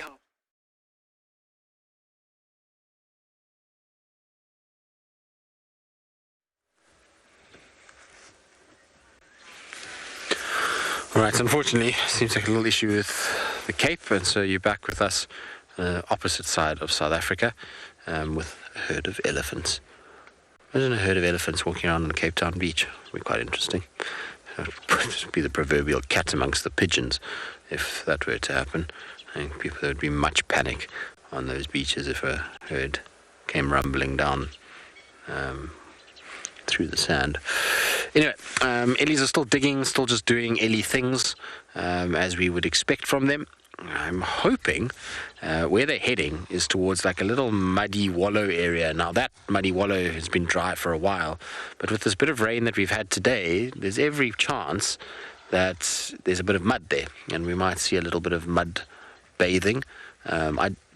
If you look at the Ellies, you'll see that they're not covered in mud today, and even though it's wet, and you would think that they would be, it's quite cold, and so mud wallowing is not always the greatest thing in the cold weather. But youngsters can't help themselves sometimes. It's like children. It might be freezing cold, but they'll swim anyway. It's the same with elephants. It's not always about whether or not it's the right thing to do. It's just the fun thing to do. And so this young one that's there kind of on this side of the baby might want to have a little mud throw. I don't know why they're pushing that baby in between them so much. Maybe because we just want to keep the baby kind of hidden. What will be interesting there is that little baby is learning from those two. So it's learning from its older sibling and its mom as they're feeding and picking up roots and those kinds of things. So that little baby will try. You can see its little foot in the background there. Wagging. So the little baby will try to do the same things, and it's learning, okay, that's food at this time of the year. When it rains, this is what I need to look for. Super cool to watch that kind of behavior and learning process taking place. All right, I'm going to stay with our Ellies. We'll see the rest of them hopefully will emerge as well. You can hear them up ahead.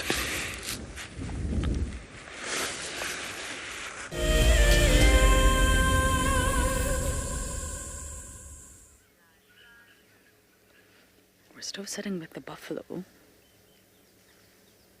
it's nice down here. They're sheltered from the wind. It's a little bit warmer. I'm extremely cold today, and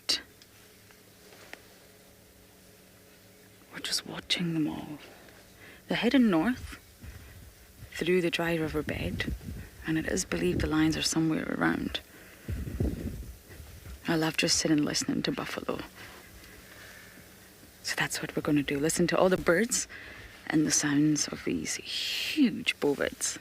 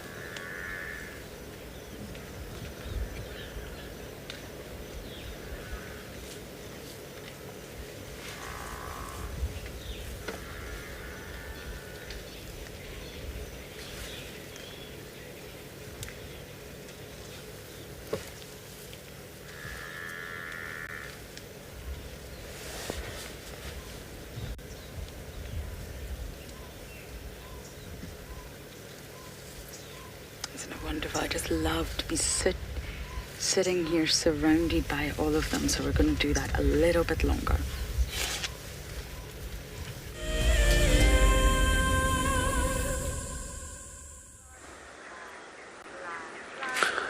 Well, our Ellies haven't moved very far. This female is still digging quite furiously with whatever is there. This time of the year, what we'll also start to see is tall white squills coming up, and the tall white squill is a perfect, got a big bulb, and the elephants absolutely love them. They dig them up, and you find these bulbs all over the place that the elephants have chewed on. So maybe that's what it's looking for there, but I suspect what it's actually after is the tubers of the bush willows. Those are things that they really like. Let's go forward a little bit because this one's a bit obscured, whereas the ones that are in front are quite close to that little mud wallow area and a bit more open. There's another couple that are coming from my left as well that are going to join where we are.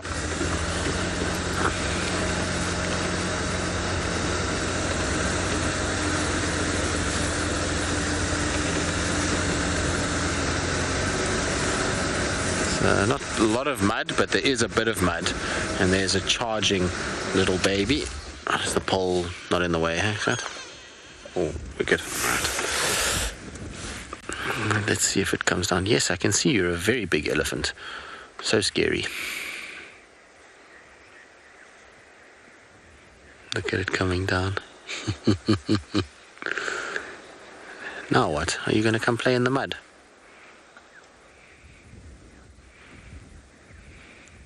Or are you going to eat the mud? That's quite interesting. Don't know if it's eating mud or if there's something behind that mud. Could be eating mud.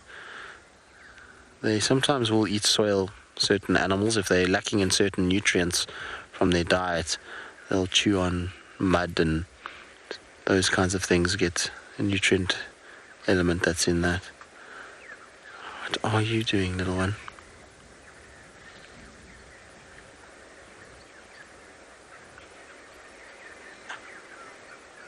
Does look like mud. Where's my binos?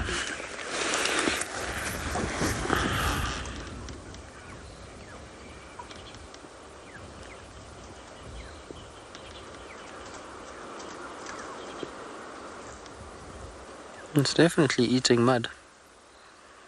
That's very cool to watch. And going on one leg. Maybe it's not a wild elephant, this.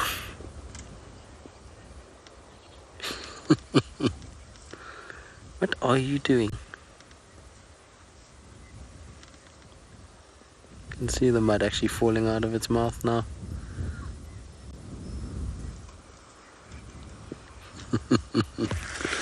I love it when they go on these three legs like this and rock back and forth.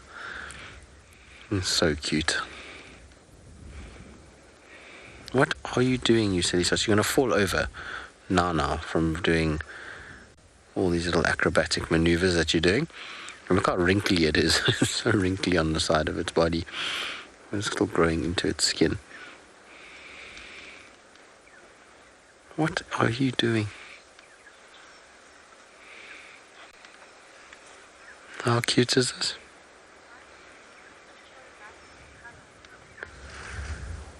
Ivy, who's 10 years old, you're asking why this elephant's so light in colour. It's probably because it's thrown sand on itself recently, and the sand from the roads in this area is very whitish, and so that gives it that coloration, much lighter than some of the other elephants.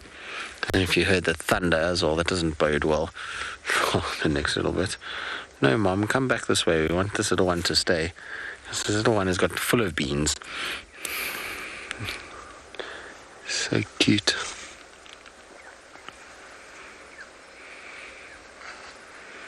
This mud wallow is kind of mud wallow that a big bull elephant likes, not these little ones. Big bulls are the ones that can get into this and not fear of getting stuck. Little baby like this will be a little cautious of going into a place like this because they can get stuck in mud every now and then. Mom has to come to the rescue, and sometimes they can't rescue them. It's not common, but it can happen. What are you doing?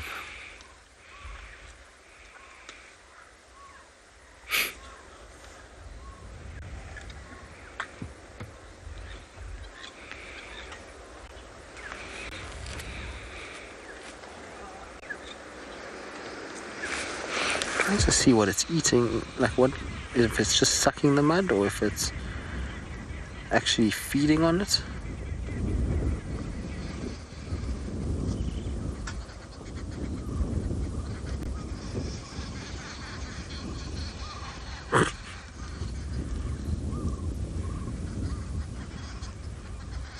So weird.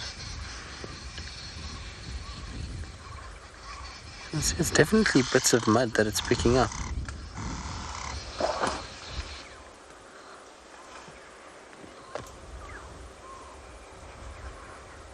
It's called geophagia when they do this, and like I say, it's just adding nutrient value to their diet. But he seems like he's all over the place. It seems like he's kind of been drinking almost, the way that he's moving around. A bit off balance and a bit unsteady on the feet.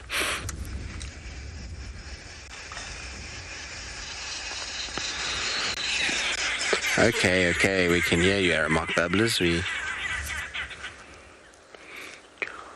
Well, I tell you what, our thunder is starting to sound like it's coming quickly at us, and if we start to see big bolts of lightning, then we're going to have to run for the hills. One thing driving a car without a roof, but another thing driving a car with a massive tall roof. In lightning, it's not something that I'm keen to experiment with too much. Can you hear just two elephants greeting each other? You hear that? So cool.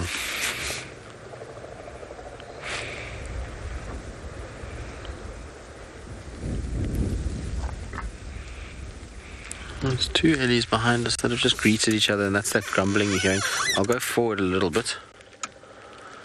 Alright, while I go forward and reposition, let's send you across to Lauren with her buffalo.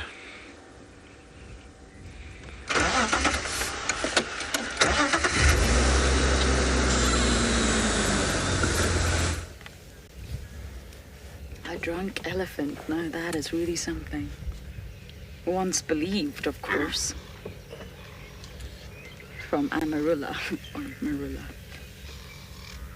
Now I'm still sitting in the same spot. It's really easy for us to be down here weather conditions wise. And the buffalo have just relaxed to our presence and they're all just moving on by. The thunder's rolling in the distance.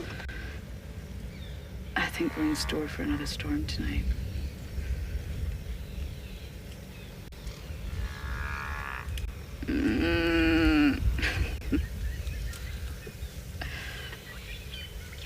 I love the sound buffaloes make. And although, I mean, they're huge and they're obviously one of the main sort of species of prey for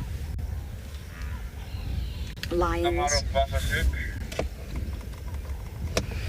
they have a way grander role in the ecosystem than just that. It's not just being food for the predators. Of course, their function as the lawnmowers. But the vultures, the dustbin men. The elephants, the architects, the engineers. The buffalo, the lawnmowers. They maintain all the grass. And when buffalo move through an area, especially when it's too thick, especially when it's getting quite dense, it does really make a difference. And going from that thick, lush summer we had into the barren winter, buffalo were responsible a lot for clearing the areas, trampling it down. And sometimes that's necessary in terms of vegetation to start afresh.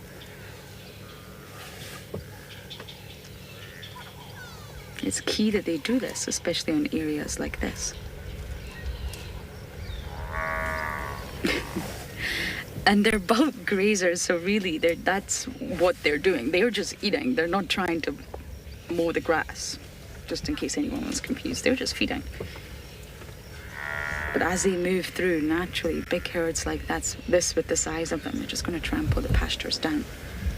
So they reduce the long less palatable grass, if you like. It's not really that nutritious to a certain height and quality, and therefore it can be reused by zebras and wildebeest, especially when it starts to reshoot.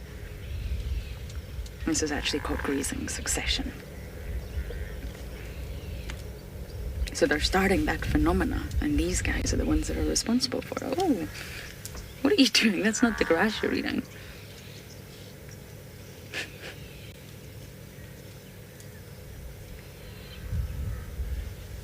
Are they licking the moisture or actually eating the leaves?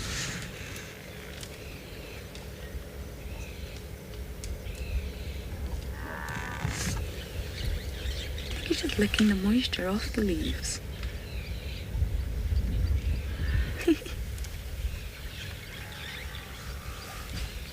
And they're very water dependent after all.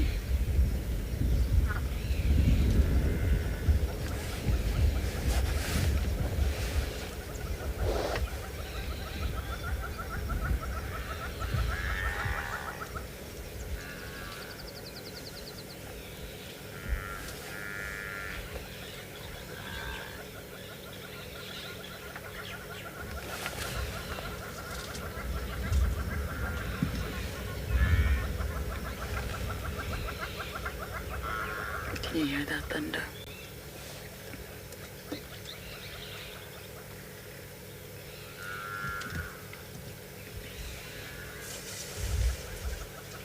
Sorry, Gwen, one more time with that question.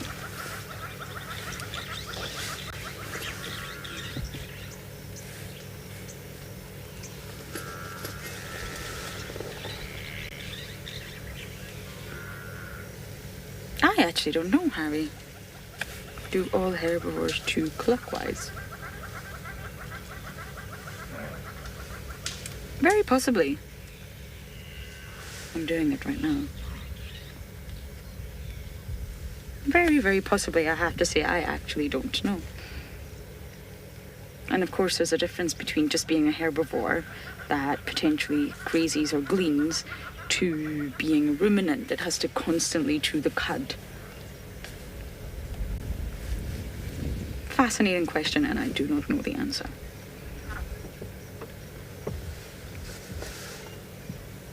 But doing it myself, it feels weird to chew anti-clockwise.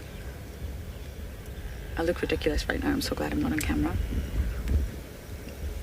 Well, it's very possible. Feels slightly wrong to chew the other way.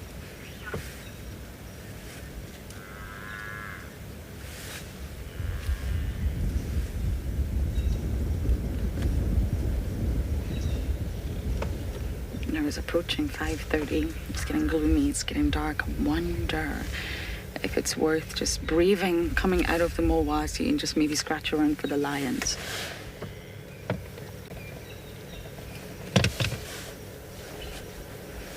There's no way if they're still in the same spot that they will not be aware of the buffalo's presence. It's not possible. I think we should do just that. Are you ready, Impa? Now this is a Mulwati right here. It's not an easy access road. I'm not going to go into the Mulwati.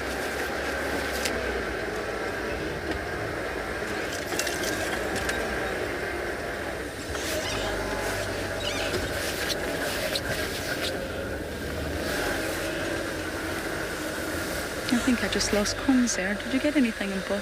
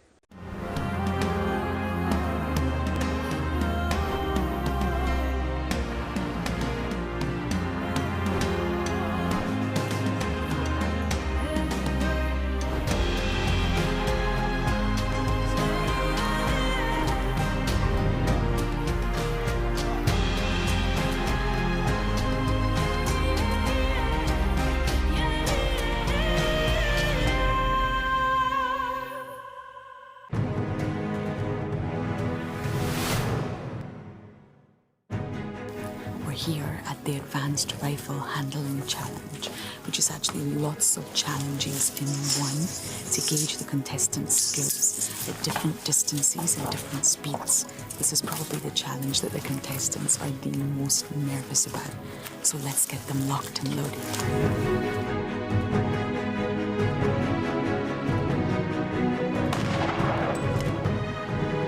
Competitors are now doing the Hales halt, where they have to run back and forth to a target, turn, take aim, and shoot. And this simulates a chase in a real environment and gets the heart pumping and the blood pressure up. James gave us a demonstration, and the skill involved in this exercise is remarkable.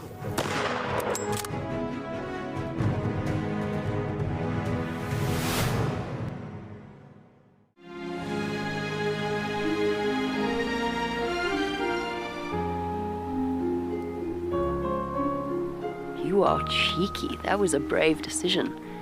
Amber Eyes is... Oh. That is so magic. That was absolutely wonderful. Amber Eyes just gave that cub an enormous hug. Expect the unexpected here on WildEarth daily.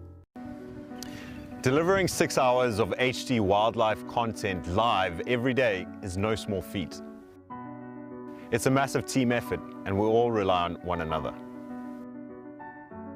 Cam ops have a bit of work to do in the morning, up nice and early, get all the checks out of the way, and make sure we're ready to go live.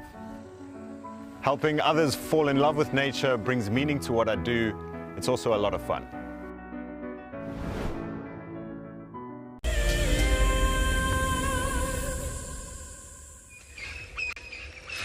Oh, we're still with these E's, and this little one is being super cute. In fact, all three of the little ones are pushing and shoving each other a little bit, but the one that was eating mud is the one on the right. I think it looks, if I'm correct, it's him, and he's full of beans, pushing the other ones around. He was on top of the one's back just now.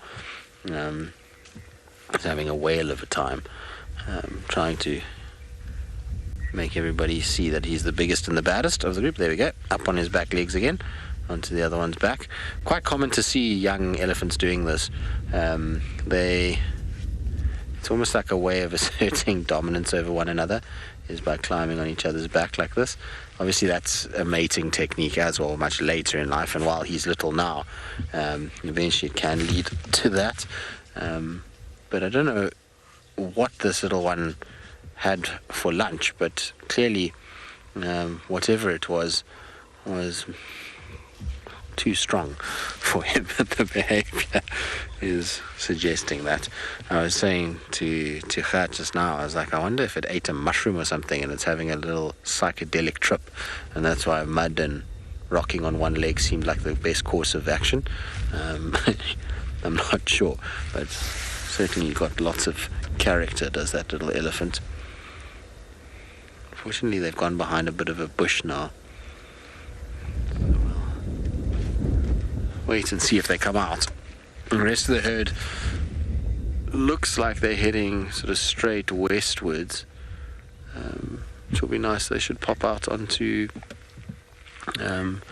Weaver's Nest Road, so I'm not going to off-road for them. There's the roof and stuff like that. It's unnecessary.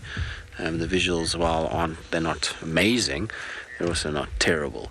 So we'll just try and kind of be patient, and eventually they'll come out onto the road, I think. You might have noticed also it's gotten infinitely darker.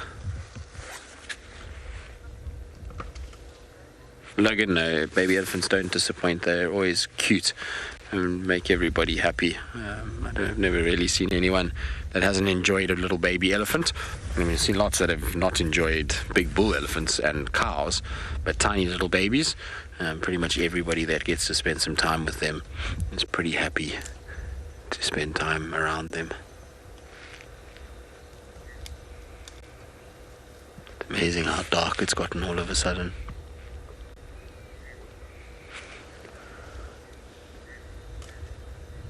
Can't work out these clouds.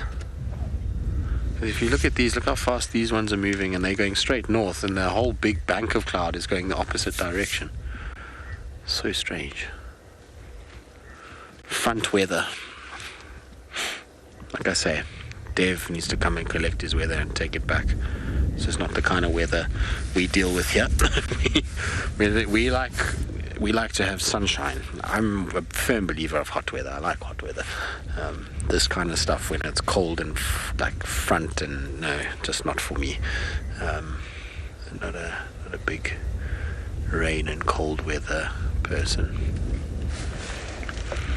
Unless, of course, I'm on holiday, or not on holiday, but I'm on leave and I don't have to do anything. Then cold weather's quite nice. You just have a chilled day at home.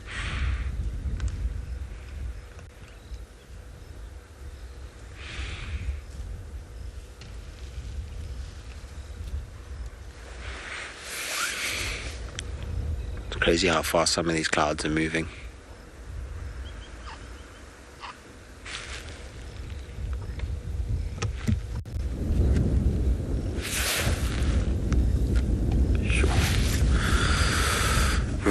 Let's turn around, Kat, and then we'll go around onto the other road, but I can show you guys.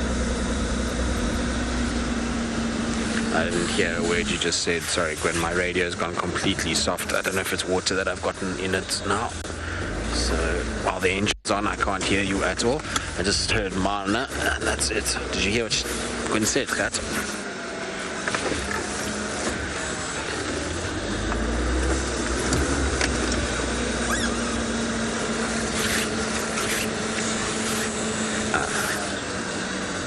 So, Mana, what age do elephants get their tusks? Look how black it is in front of us here.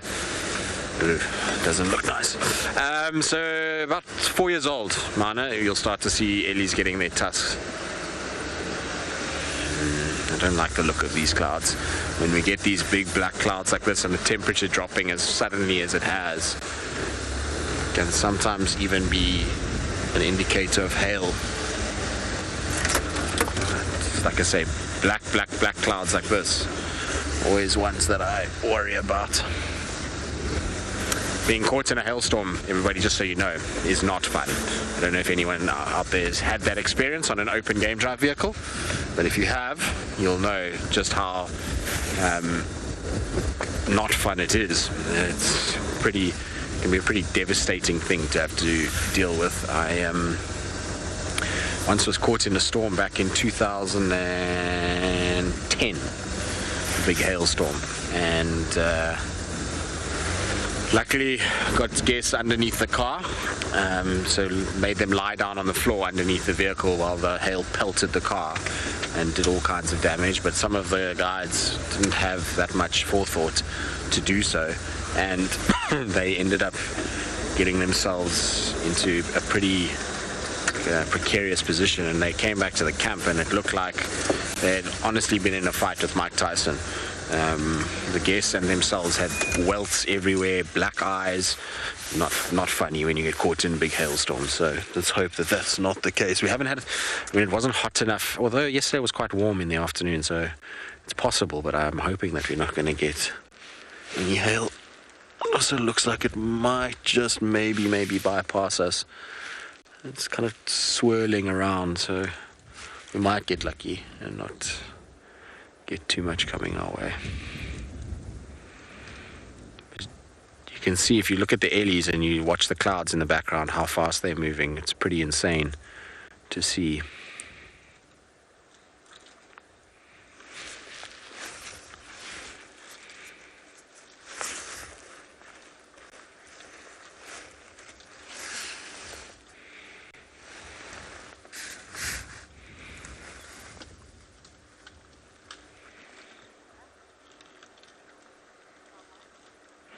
Alright, I'm going to sit with these Ellies and just enjoy the sounds and the movement of them, and, well, you too can enjoy something just like this if you come out on a WildEarth expedition.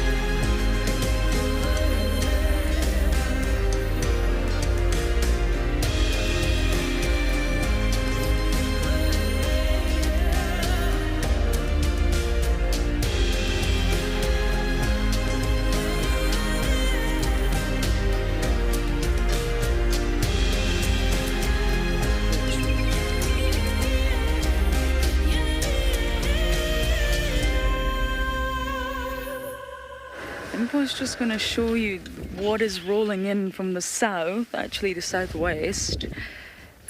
It ain't looking good. I'm a little bit scared. The thunder's rumbling loud and clear now. Yeah, something dark is coming in. It may pass over, it may not, I'm not sure. But it's looking extremely dark. I've just had a really small loop, excuse me, and trying to look for these lions. No signs so far, but I can't see any tracks coming out of the block. I mean, the terrain's pretty tough to work with, but I wonder if they're just still in there, huddled up in a cuddle puddle, as lions do. And they're going to get ready to move soon. And let's continue looping. I'm not going to go far, everyone. I'm going to stay a little bit close to home due to this weather that's rolling in. And naturally, the buffalo are just there. They could have moved, but I don't think so. Not far. Even although the terrain is pretty difficult to work with, you would see tracks of a prey. It's so dark.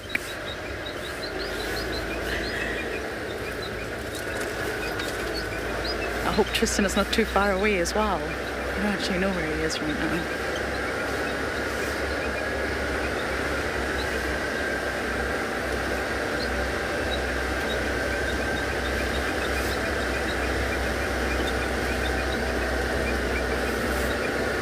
Lollipop, you're asking what is my favorite Scottish animal.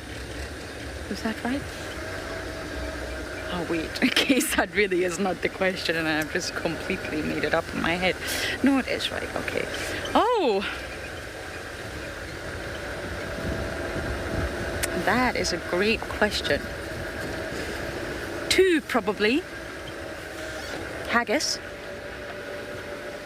I don't know if you've ever seen one before. Oh my goodness.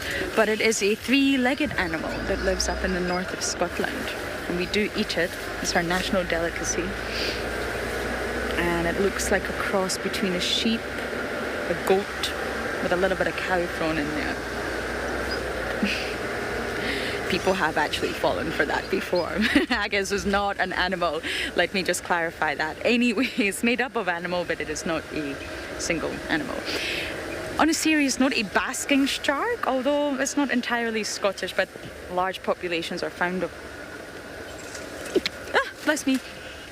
Found of them in Scotland. That's on my bucket list. And probably a Highland coo, as we call them. Although to everyone else, they're Highland cows. Not too distantly related to buffalo. And if you really haven't seen one, I said this the other day, Google it. They're absolutely adorable. They're basically a cow, but have really, really long ginger hair. And they're just adorable, especially the calves. Okay, there's a bird up there, Impala. Can you see it? Right on that dead tree. It's very difficult to judge if we can make it work with the roof or not. Look at that skyline. Now it looks like it's clearing up. I don't know what bird this is yet.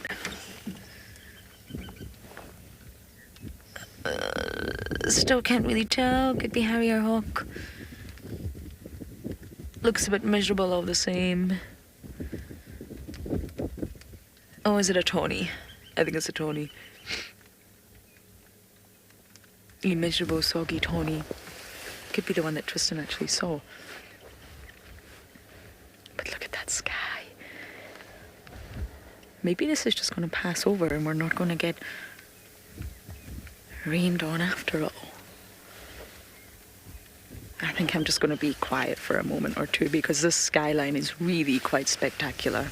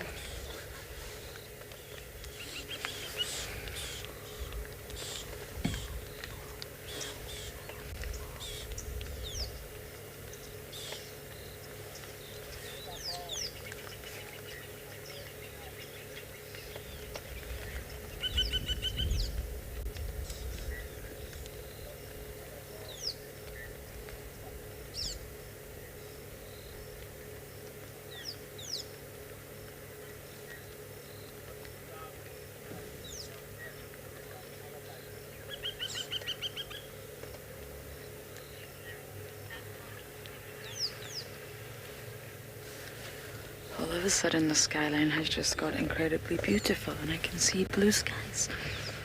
I'm just going to sit here for a moment or two longer and enjoy this.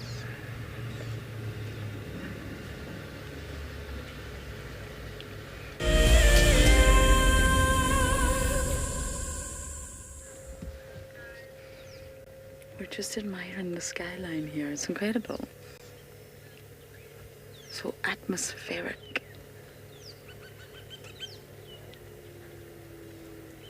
We're just gonna sit here. Oh, the birds are calling. The wind has died down. We really make the most of tuning in to all the sounds of the bush.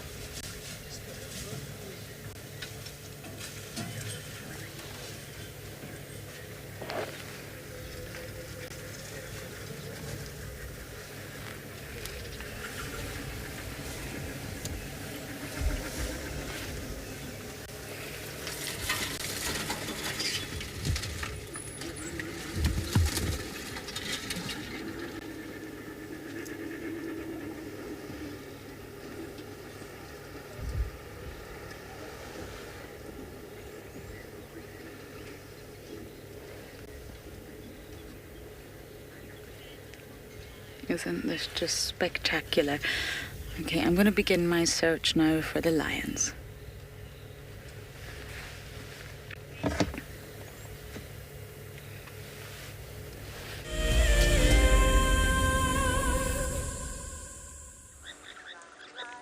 Well, we've been absolutely enveloped by elephants. They're all around us and it's pretty special. They're digging for roots in front of us. So there's lots of interaction between moms and youngsters, and I'm actually going to just keep quiet so you can hear all the sounds, because there's squeaks and groans and crunching and all kinds of sounds that actually I can't even describe. So worth just having a little listen.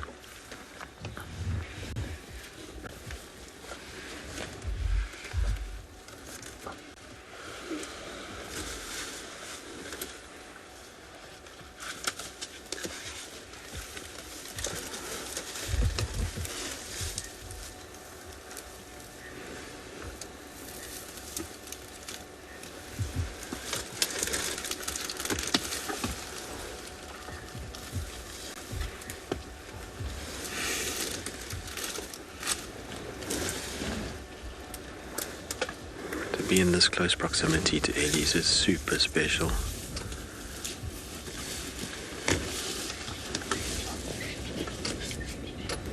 See how she's digging.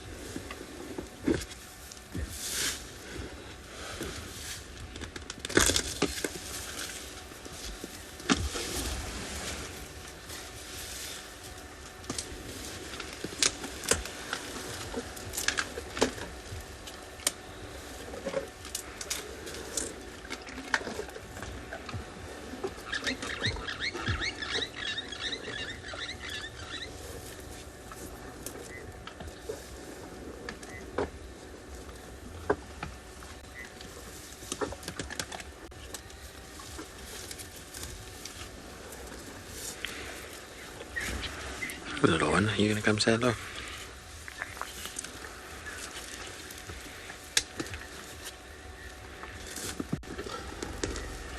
But did you hear, as soon as that root was lifted and broken, this little one came in straight away to try and steal a bit from its mom?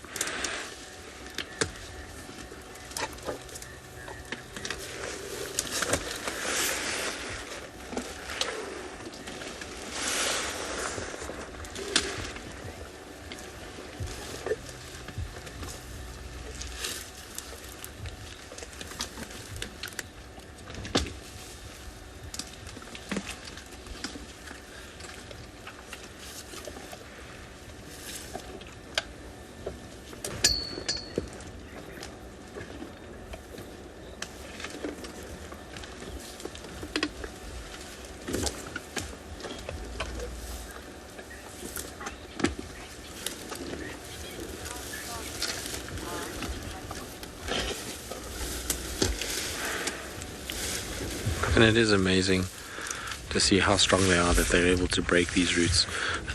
Imagine the amount of force and leverage it takes to pull a root out the ground. I mean, I don't know if you've ever tried to do it. It's a serious effort to get that right. So to watch them and how effortless it is actually in the end for them. They're not even really trying that hard, and they're able to pull big ones out.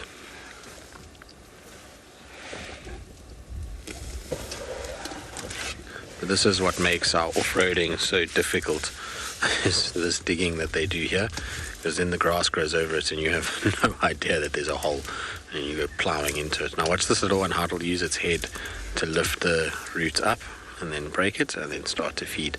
And this will be all those bush willow roots that I was talking about earlier. It's mostly what they're feeding on at the moment. Every now and then there's be some roots for roundleaf teak in amongst this. In places, and then there's the odd little small in this area, odd little small buffalo thorn that's also growing.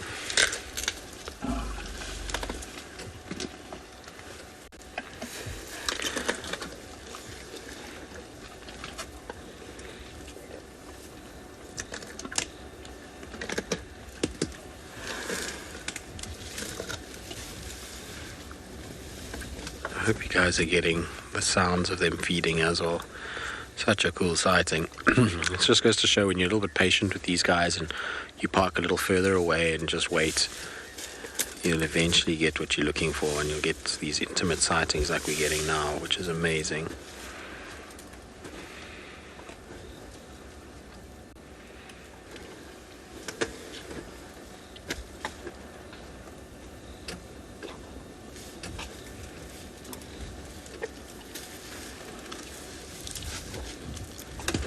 Well, they dig as well with these feet.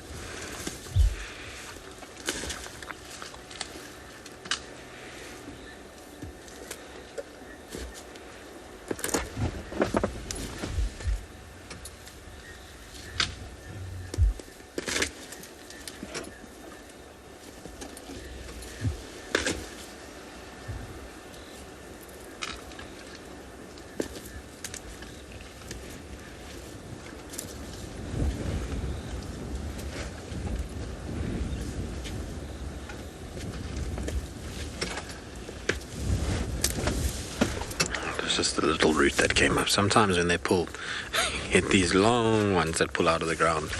It can be massive things that they end up taking. Like that one's a little one again.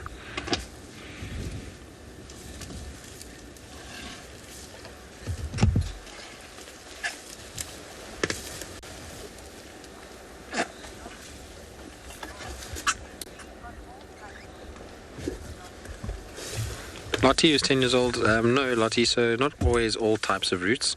There's very specific trees out here that they really enjoy and that they'll try and target. So bush willows are one of them. That plant that I called you, tall white squill, they like those. Sometimes I've seen them eating things like buffalo thorn and knob thorn roots, but they prefer the leaves on those ones than the actual root systems. So yeah, mostly bush willow is what they like, and roundleaf teak roots. They also get stuck into those too.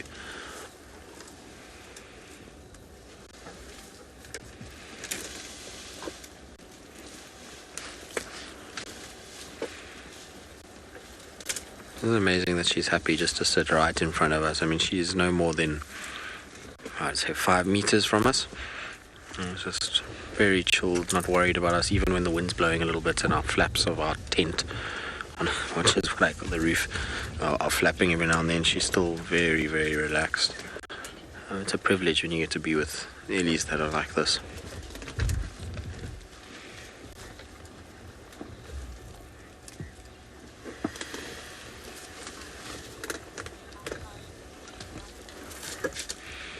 So cool to watch.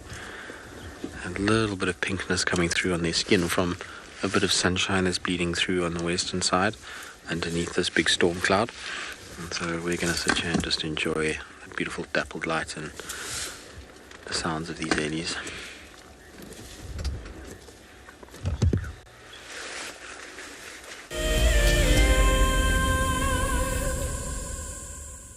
Here we are. We are on an expedition. This is the expeditionary force. Behind me, we have seen Tlalamba. We are very excited.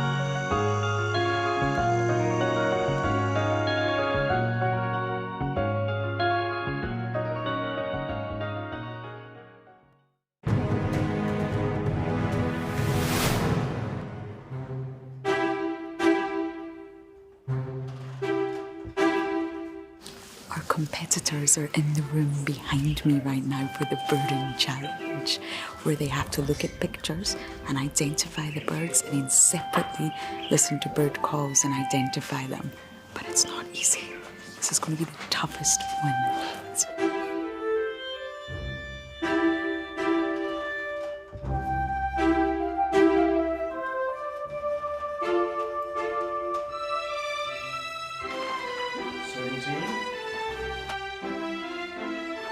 Here we have the previous year's winners. You can see they're trying to see if they can remember all the answers, and look at them taking a sneak peek.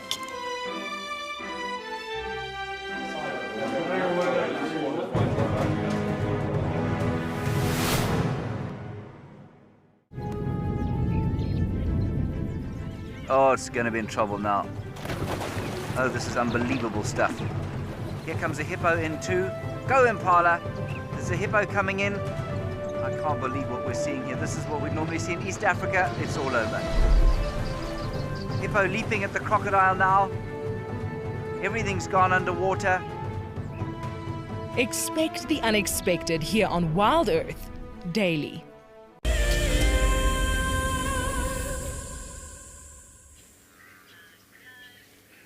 We've actually come round to the other side to look for the lions. The buffalo have all popped out on this side. They came out of the Mulwati now. And there's just hundreds of them.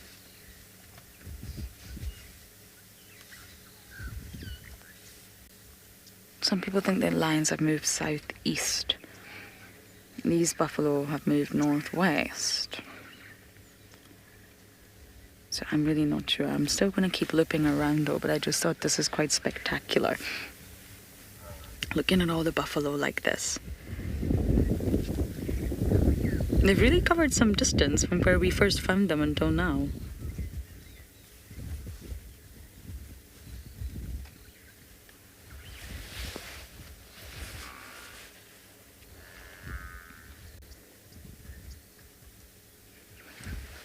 And I'm still not sure we're in the clear weather-wise. The skies look beautiful for a while, but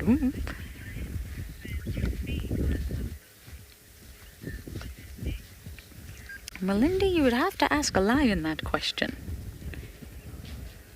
I cannot possibly comment on taste, but it's a big animal. Lions need a lot of food. People say they're lazy. They're not lazy. Yes, they sleep during the day, but that's, of course, because they're a nocturnal predator. You try hunting a buffalo with your bare hands, and one, it's probably not going to be successful, and two, if you are successful, you're going to be absolutely exhausted. It takes a lot of work for the lions. They expend a lot of energy. So just like us, if we exercise a lot that day, say you do a lot of exercise in one day, you're tired, and when you do sleep that night, normally it's a good sleep. It's one of those sleeps where you just wake up thinking, and that's because your body needed it. Your body really needed to recuperate. And it's exactly the same for lions, which is why they do sleep during the day. But it's a big animal. It probably is delicious, it's very nutritious, and it's enough to feed a lot of lions. I've seen lions take down Impala more times than I can think, and it lasts seconds. It can't feed all these hungry mouths. There's a lot of squabbling over it, whereas because lions are cooperative and they do work together, what that means is they can take down bigger prey. And because it does use up so much of their energy, the bigger prey lasts them longer. I mean, lions, depending on the numbers, will be on a buffalo kill for a handful of days. Okay, maybe around 3, depending on how many hungry mouths are on it. But it's not just a one-off feeding event and then they leave it. It lasts them a few days, so it's worth that energy expenditure.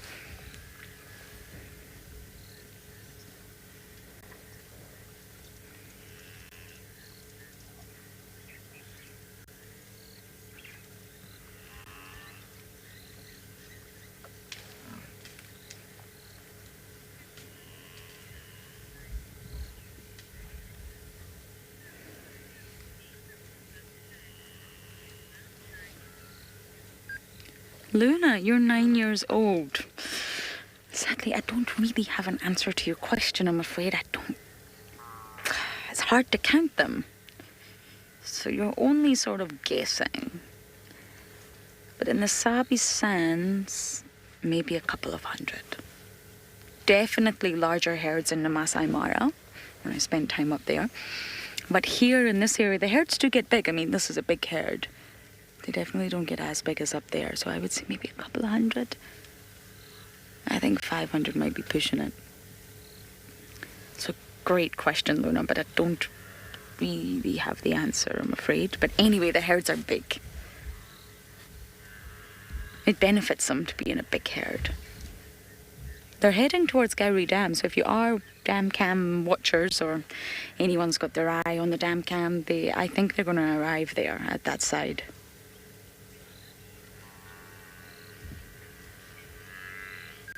Okay, I'm going to keep looping around to see if I can spot any signs of the Talamatis, and I believe Mr. Tix is still with his elephants.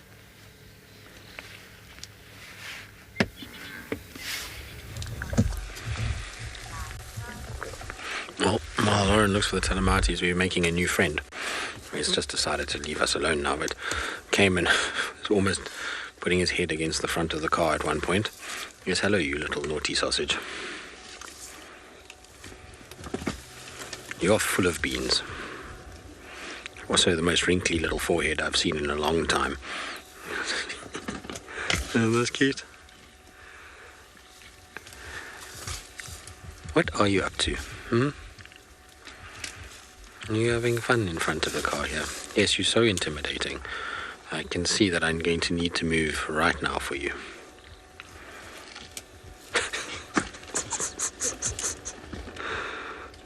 Oh, this is cool. Hello, little one.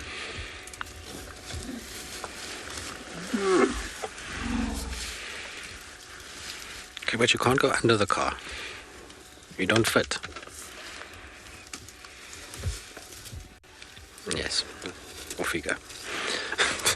Last thing we need is for it to go under the car and get stuck, because there will be all kinds of pandemonium that will take place then, and we will be in much trouble with Mom, even though we've done nothing wrong. But I'm glad he decided to rather just move off and do his own thing. You don't need that kind of attention from the moms. But it's all over the place, this little one. Can't help himself with playing with everything.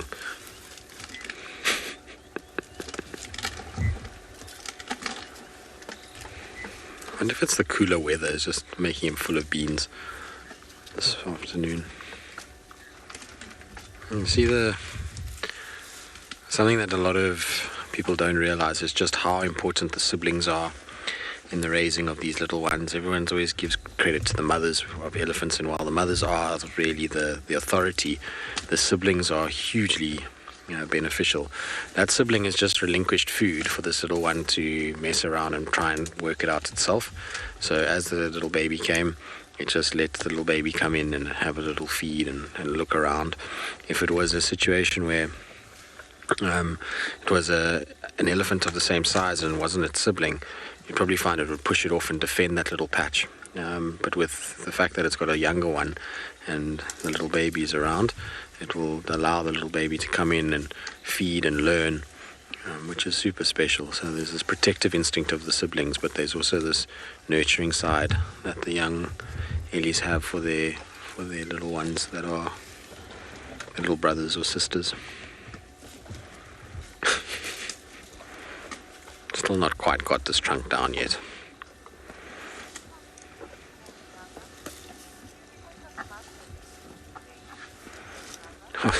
Exactly, very cheeky, but cute as a button, you're right.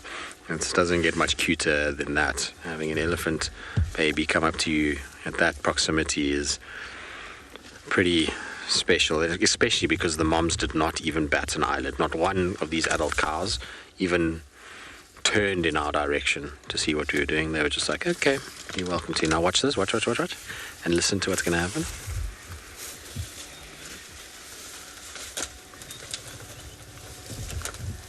You hear the grumbling. So as soon as this bigger cow heard the root break, she was in there. She was like,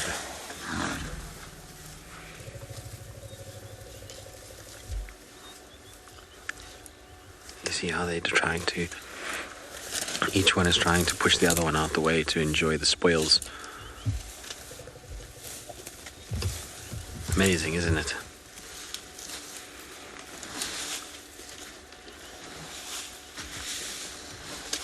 This is as epic an elephant sighting as one could ever ask for.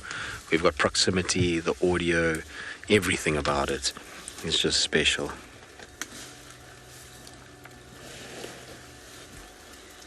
Super interesting interactions as well.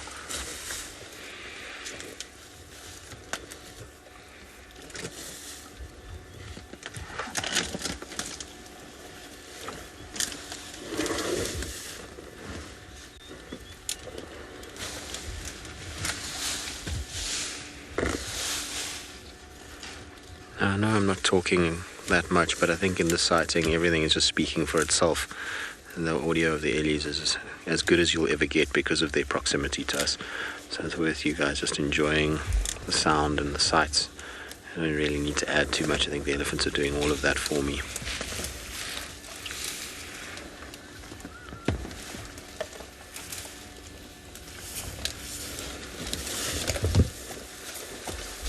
Here comes trouble again.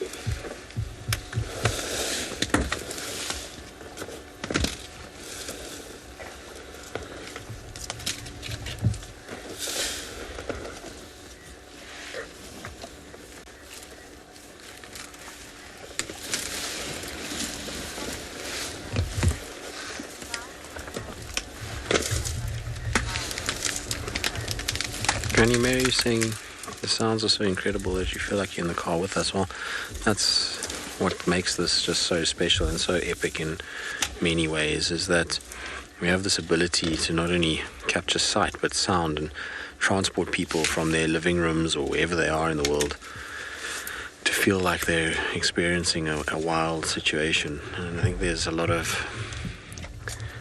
to be said for that, given the state of the world currently. I mean, I know, we kind of over a year down the line now.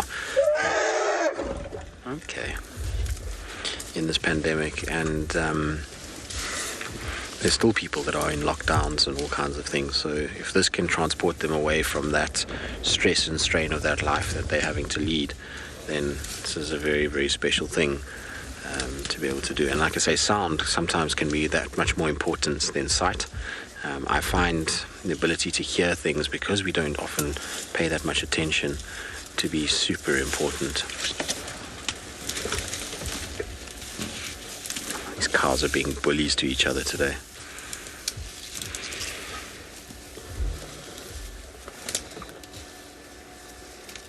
But how special?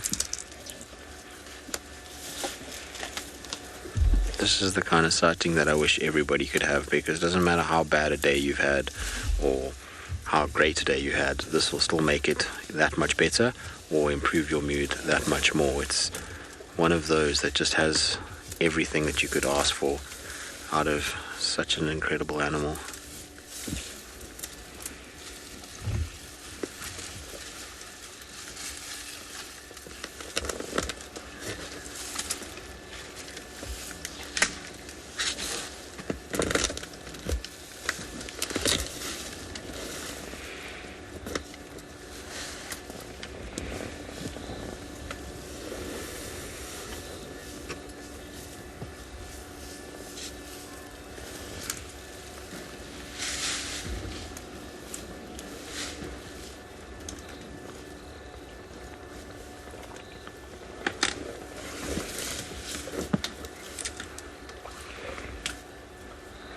So much I've enjoyed how these little babies are just going around, about doing their own things and kind of bounce around from female to female. Anyway, we're just going to stay here, but they're so close now, there's no ways we can move. We'll just keep enjoying this epic sighting.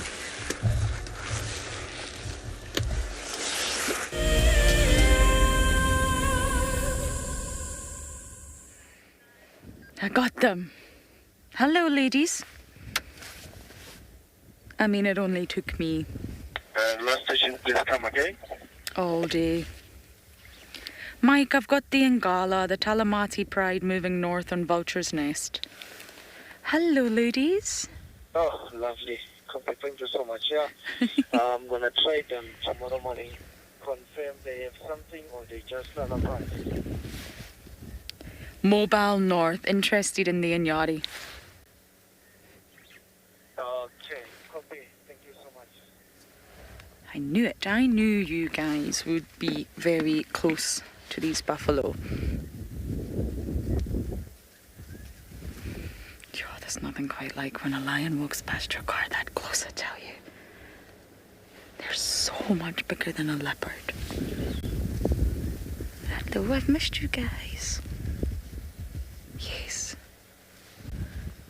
Oh, the dark mane. Hello, handsome. Here you are.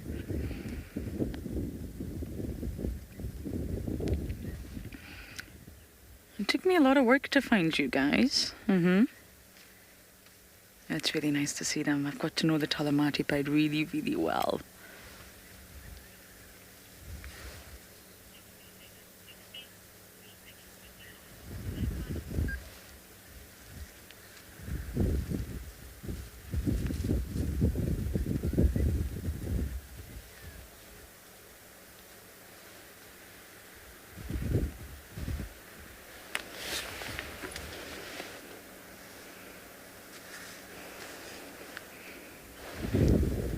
I'm gonna turn around. I'm just making sure I've got enough distance between them.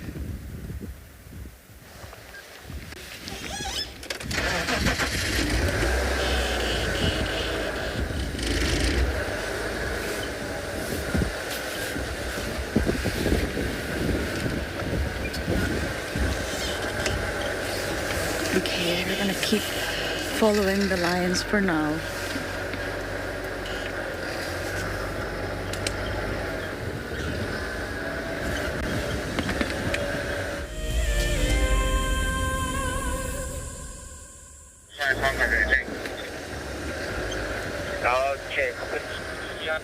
Sorry everyone, we got the Talamatis. It was so nice, we had them all walking towards the car. I'm just making sure the other stations know how to find them.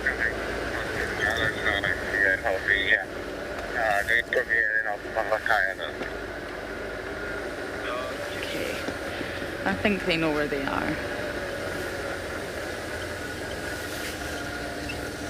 There we go. It's so good to see them, man. Right on time, really, when you think about it. I am just going to check the time. Okay, so it's just after 6 here. And that's I'm starting to get moving and mobile. And like I said before, I'm not trying to sound like a broken record, but there is no way they cannot hear the buffalo. There is absolutely no way that they cannot smell them. Remember, their sense of smell is so much better than ours. Just going to move over. There's another vehicle here. And can you get them from here, Impa?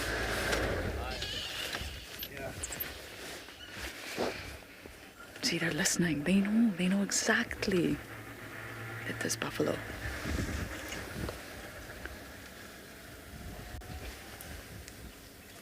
Your sense of smell is so strong. I mean, I can smell the buffalo. And I have a mere human nose.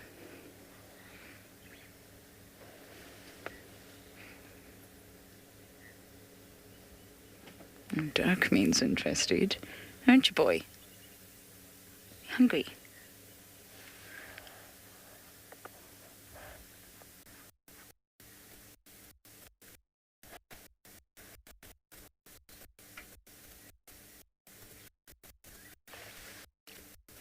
In the Milwaukee,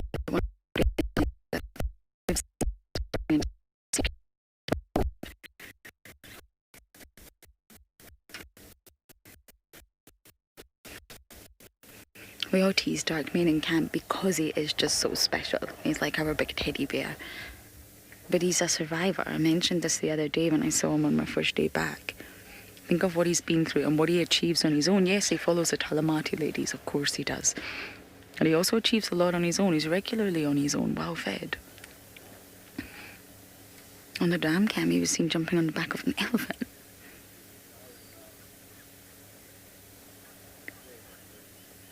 A baby elephant, albeit, but still. He is an absolute survivor.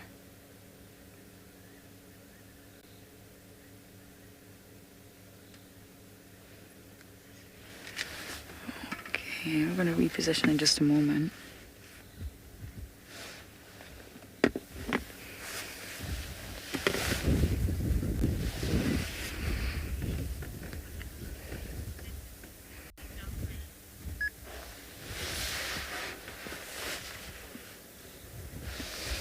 Okay, we're going to follow. I just wanted to see if that car was going to go forward. You're all happy to see them. I knew they were here somewhere.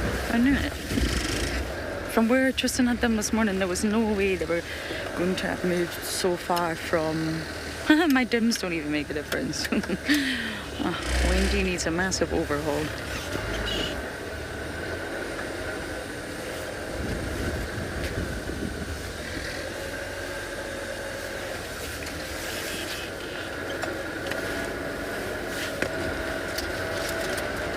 Wendy actually needs taken apart and put back together again.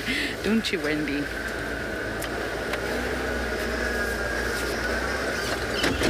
Oh. That was her saying, yes, yes, you do.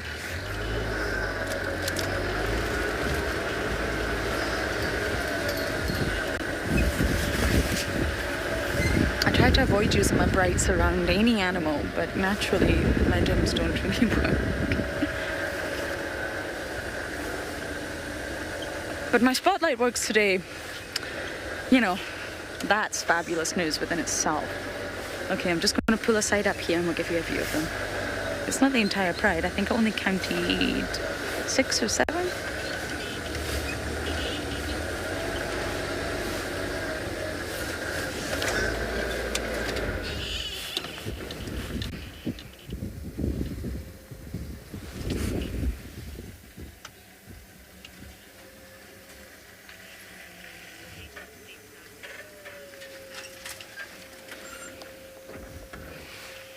You can go in front. You're welcome. Eleanor, it really depends. I mean, there's some prides that are incredibly strong. If you think of the females of the Birmingham Pride, I mean, they are huge apparently. I've not seen them. So they have a lot more weight behind them. They're far heavier, they have far more muscle. And I guess it depends on the dynamics, the area, what prey they're taking down, and how experienced they are. Yep, on you go. Yeah.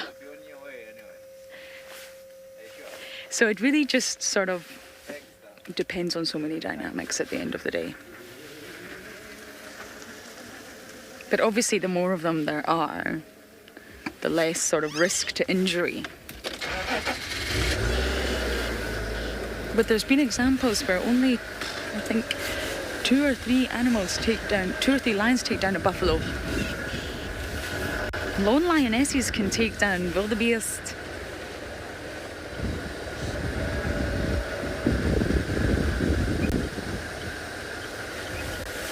I'll work with this view for now.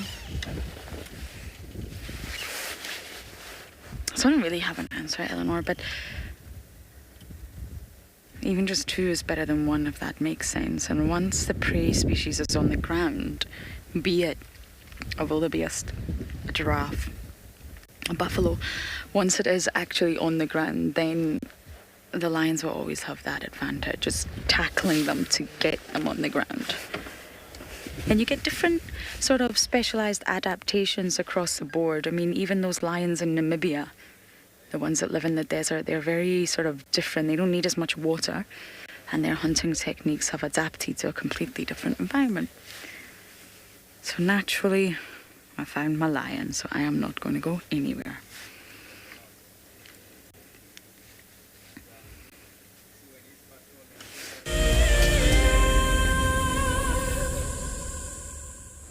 If you are a WildEarth explorer, then we are excited to announce that there is another unique prize for you to win. Sign up to be an explorer before the 16th of October 2021, and you and a friend could be heading off to an eco-training ranger experience. This 2-night opportunity offers a living and learning adventure where you will combine seeing incredible nature with gaining knowledge on how animals live in the wild. You will approach dangerous game on foot, learn how to track, do some 4x4 driving, and have an exclusive opportunity to join the WildEarth team behind the scenes on the live show. After each action-packed day, you will relax around the campfire and listen to the nighttime choir of animal sounds before you drift off to sleep. WildEarth Explorers, it's in your nature.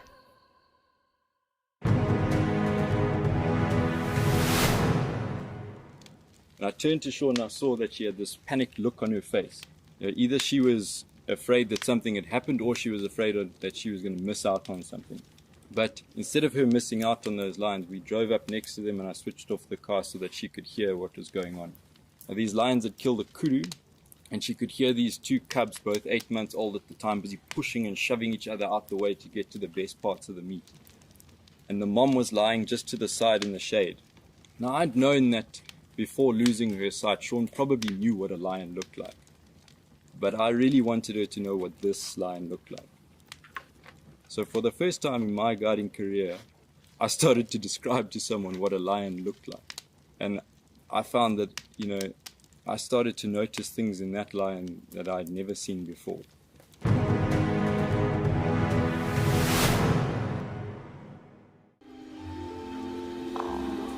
Goodness, look at its wobbly legs. Oh, I don't believe it. I can't believe we've actually seen it. Oh my goodness. Oh, careful, careful, careful. Oh no. Oh, it's okay, little one. Okay. Expect the unexpected here on WildEarth daily.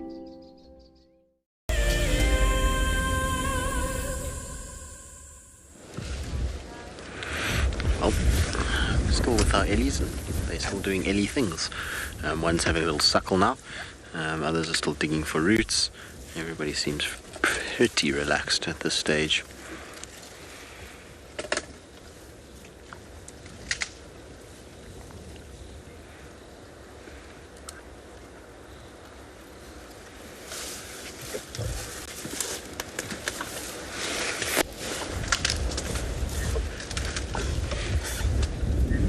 I actually hear this one trying to suckle at the moment.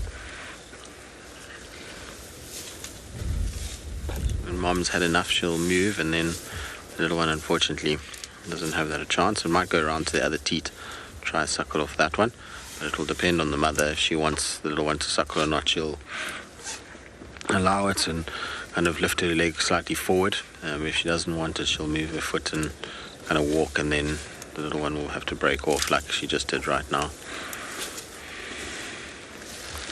Sorry, Hat, I know I'm in the way, and that my hat is probably absorbing all of your infrared right now.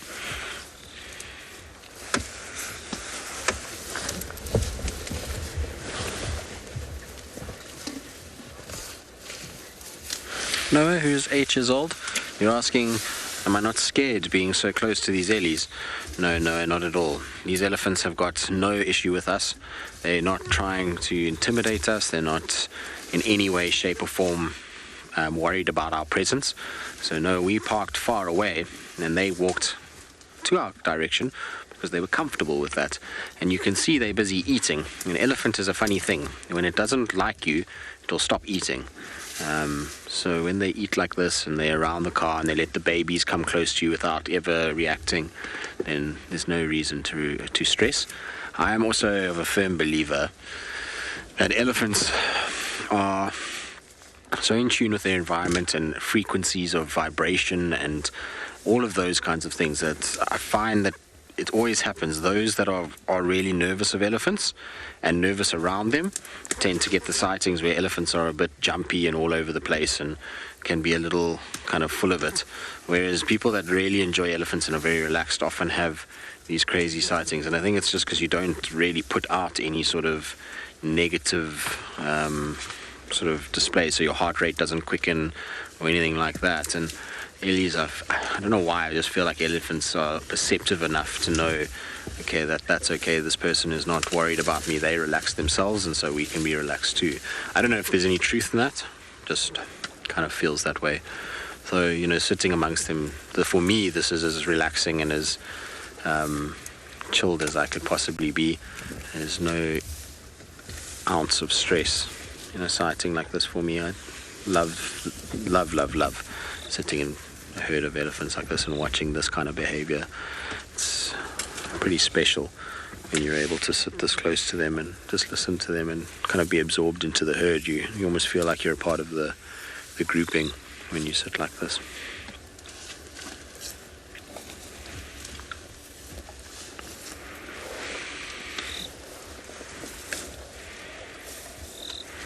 You can imagine what it must be like when you've got big herds.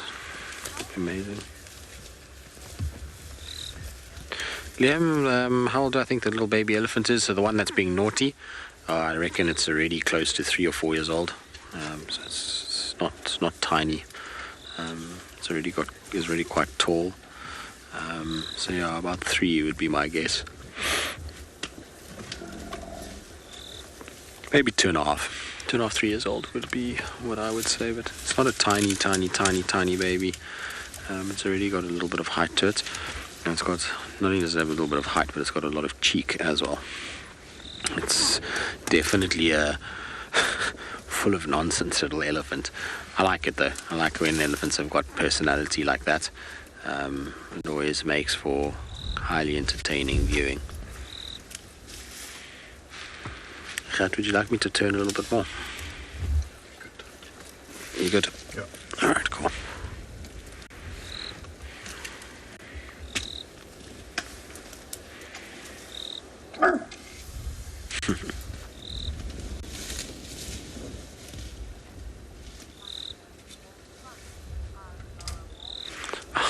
It's an interesting question.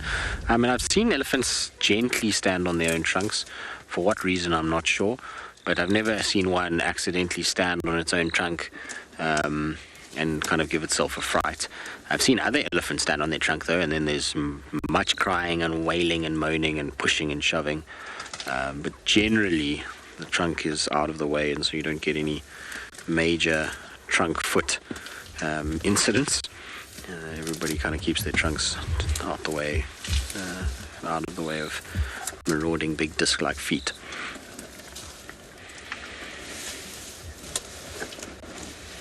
Imagine an elephant standing on you. It can't be very pleasant at all. So you imagine that they would want to keep their trunks out of the way as much as possible. Luckily there's no bone in the trunk, so if they did stand on it, there'd be a compression of the muscle, and you'd end up, with probably a lot of bruising, but should be okay. You shouldn't get too much of an issue, especially if it's just a short, sharp stand on it, rather than a long, prolonged kind of wait. If it was prolonged wait, you might get compartment syndrome in that trunk and maybe a loss of blood and therefore dead tissue. But it's just this one little stand and then a big scream from that elephant, and I'm pretty sure the other elephant will move out the way and the trunk will be okay. I don't know if you can hear the little squeaks of this one little one. Makes it every now and then.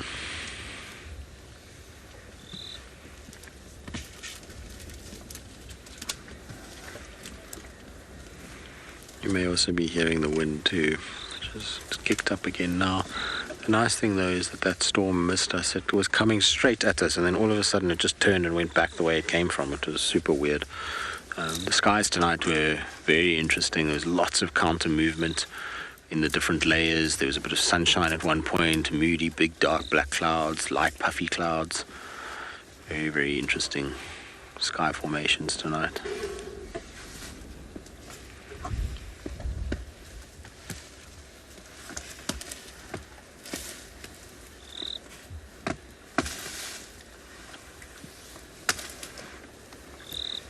The good news is it didn't rain too much. I mean, we got a bit wet earlier, but it really wasn't ridiculous. I feel like we got a bit damp and then kind of passed, so it wasn't at least prolonged. I was a bit worried when we started getting that rain. I was like, if this is going to last for 4 hours, it's going to be a thoroughly miserable afternoon, but we got lucky. And we actually ended up with pretty nice weather, all things considered. For the last sort of hour or so, it's actually been quite nice. There's a bit of a wind and it is cold, but no rain, and definitely lucked out at the Ellies too, because we haven't had to drive too much in that wind as well.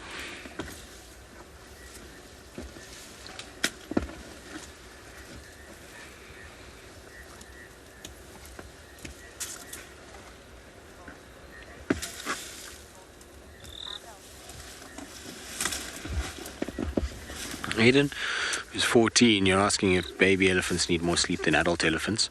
So need is maybe a strong word, but they definitely do sleep more than adults, and that's just because they get tired of walking all day. Their muscles are still getting used to those kinds of things, and they get sleepy because they often charge around a lot more than the adults do.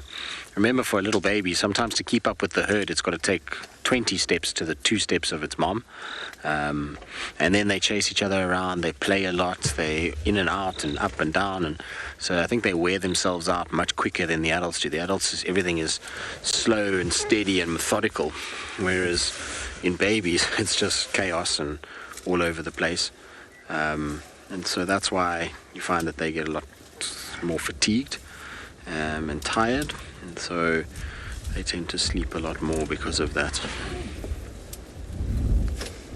I often find them, just if it's a hot day, find them lying next to their mom in the shade of their mother and just sleeping there.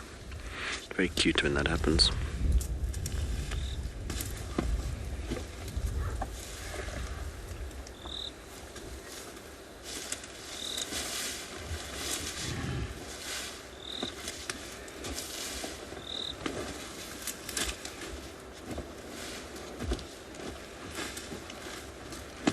I can't believe how much they've been digging in this area. It's not often you get ellies that dig for this long in one place. They normally dig a little bit, eat, and then move on. But they've been, it's been a solid hour that they've been digging now in this little section. clearly the root structure here is good and tasty, so they're loving every minute of it.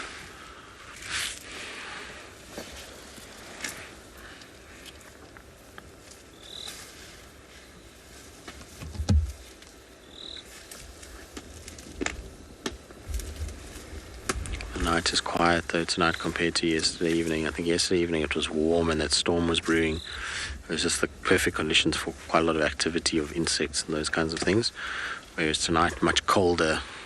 A lot of the insects are struggling in this cold. It just feels a lot quieter at this time than it did yesterday at the same time.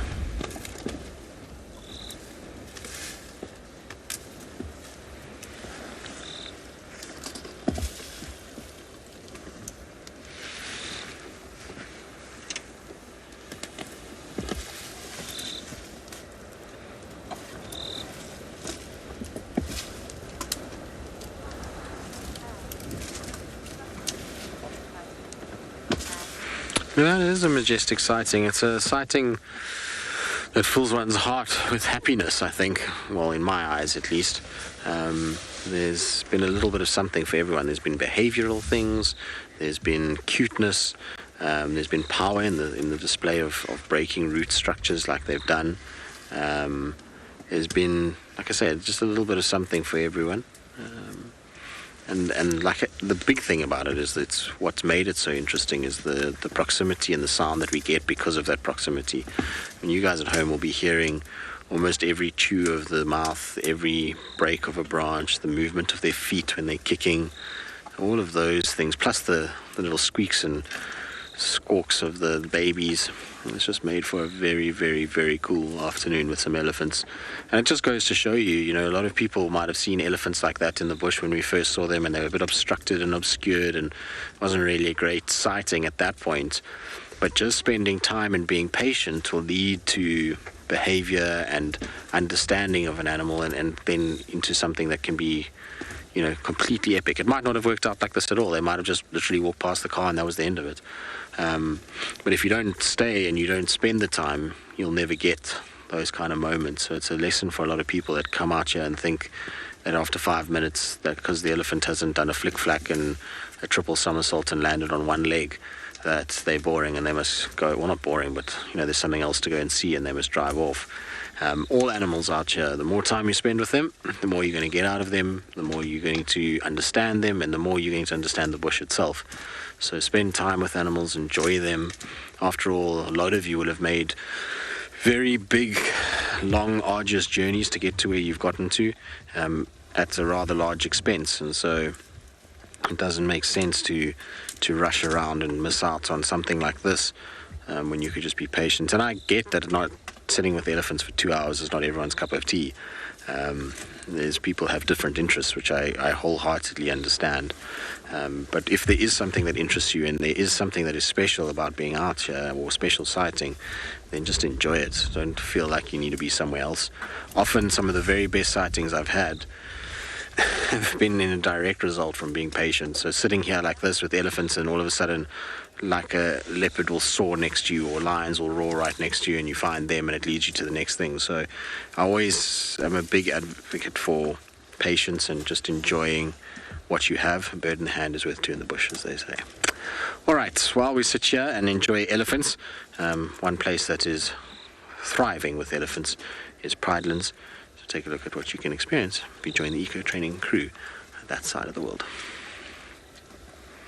Operating for 27 years, Eco Training is the pioneer and leader in safari guide and wildlife training in Africa. WildEarth has been working closely with Eco Training to promote the safari guide industry and create awareness for its importance. This is why, for 1 month only, we are offering all WildEarth viewers an opportunity to receive a discount on an Eco Training safari guide course. Contact Eco Training today to find out more, and remember to quote Eco Wild Live to receive your discount.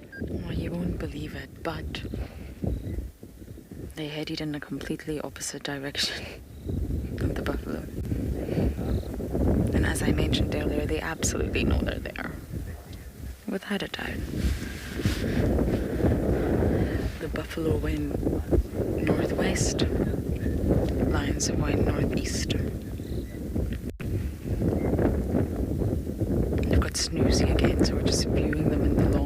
Hannah's huddled up for warmth and it's getting so cold. I can't believe how cold it is. I have not brought enough warm layers this time.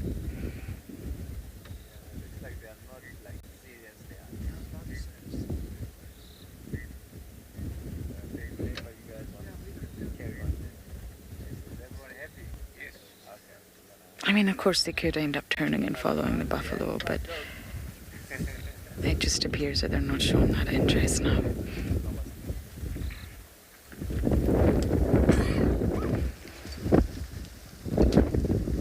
And when it's colder, as I mentioned earlier, these animals eat more.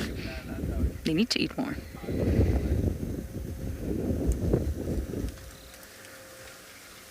Thank you, guys. Thank you. Good night.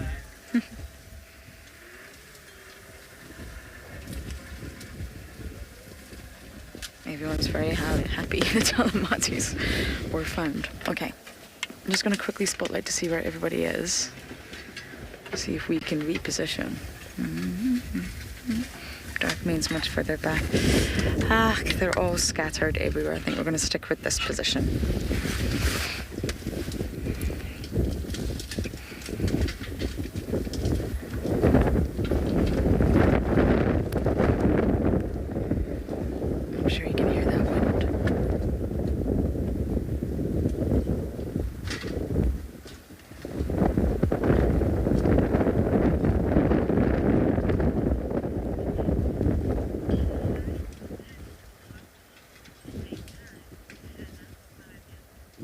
Hannah, you're 5 years old and you are watching WildEarth. That is fabulous.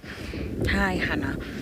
Yes, I guess they can. Maybe not the same ones, but the same pride, yes. They're coordinated and cooperative hunters, and what that means, Hannah, is that they will work together. That's the benefit of being in a pride compared to a leopard who's all on its own. So the benefit has been on a pride is you've got others, you've got everyone around you for help and assistance. And absolutely, if the pride was big enough, you could easily take down 2 buffalo at the same time. I'm sure they would. I'm sure they can create panic, create chaos within a herd and easily isolate 2 buffaloes. And the lions play exactly the same role as sharks do in the ocean. They wheedle out the weak, they weasel out the old, they pluck off those individuals whose genetics were not going to be passed down anyway. That's the role of apex predator. Get rid of the sick, get rid of the weak.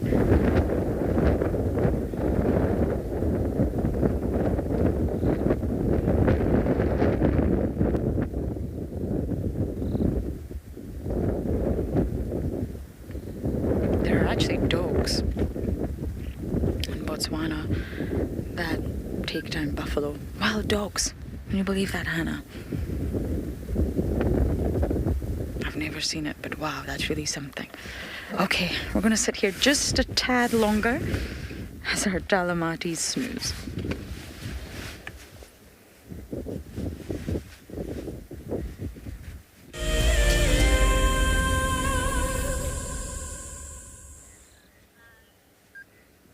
It's all of a sudden got very cold, very dark, very windy. But we're just sitting here as the lionesses and the male lion that we managed to catch up with have decided to sit down again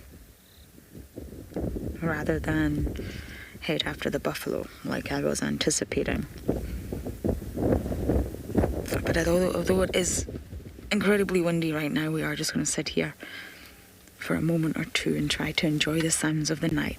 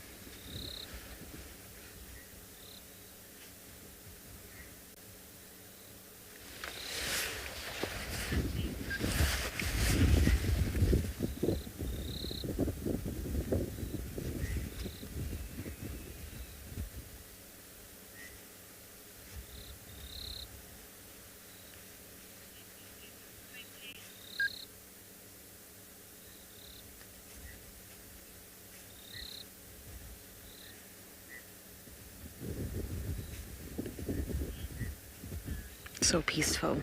Now I feel sleepy. Wish I could jump in that cuddle puddle.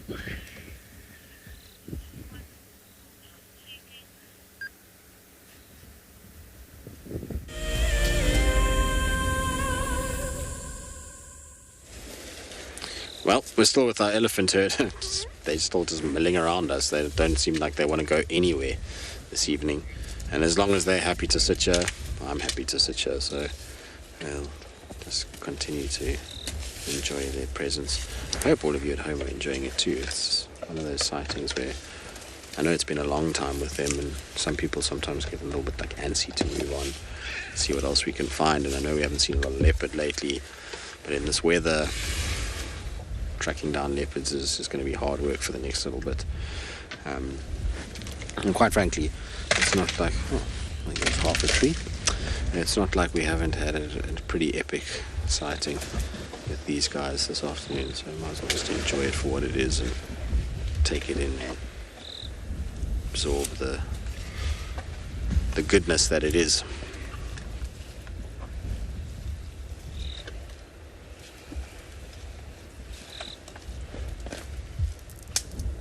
So funny, after that loud crack, everyone just kind of stopped for a second.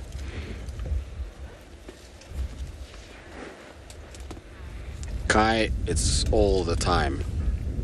They have such a bad digestive system that they don't really have the luxury of not feeding regularly.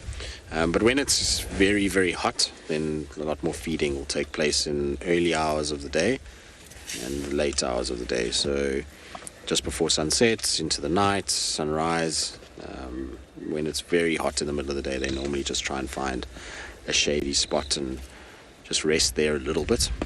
But yeah, they've got to pretty much eat all the time. They don't really have a digestive tract or system that allows them a huge amount of respite from feeding.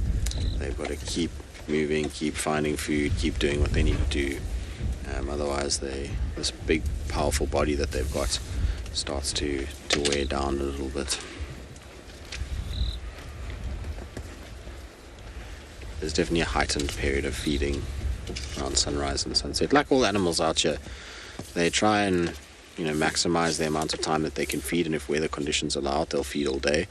But if it gets extremely hot, then there's at points that they have to try and find some semblance of shade and try and counteract that heat and also just rest a little bit. They can't be on the move 24 hours a day. So, herds with little babies need that bit of rest, and the rest time is actually much easier during the day than it is at night.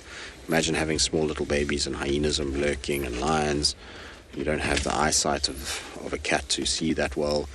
Better than to let the herd all have a proper break when it's very warm in the middle of the day and they can just find a shady spot and take it easy.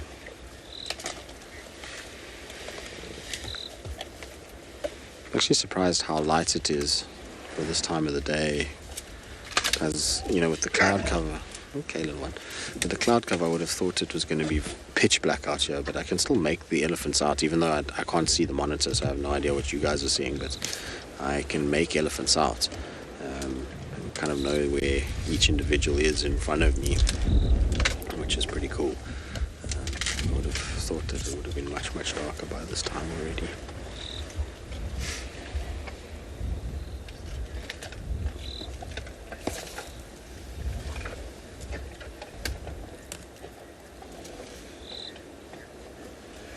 It's quite eerie though in like moody weather like this, overcast, cloudy, dark, dingy, to hear elephants feeding around you, because you know that they're all around, but seeing them is quite tricky, and you kind of strain your eyes a little bit, and there's those low grumbles and squeals. And imagine if you had no idea what an elephant was and you were sitting out here in the dark and you heard all these sounds coming. It would be absolutely terrifying, I think. Luckily, we in the modern day, so we have cars and all of that kind of stuff, and so it's not terrifying at all. But if you didn't know back in the day and you were kind of coming into this area for the first time, it must have been hugely scary to be out at night and hear these guys groaning and grumbling and bellowing and screaming the way that they do sometimes. I'm sure that's where a lot of folk tales and things come from, with ghosts and that kind of stuff from people out here. I'm sure Ellies have a role to play in all of that with their screams that they sometimes make.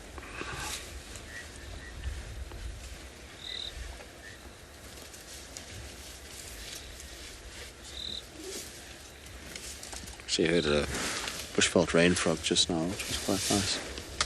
Hopefully there should be more of them out soon. I think if we get a little bit of sunshine, we'll start to see them coming out.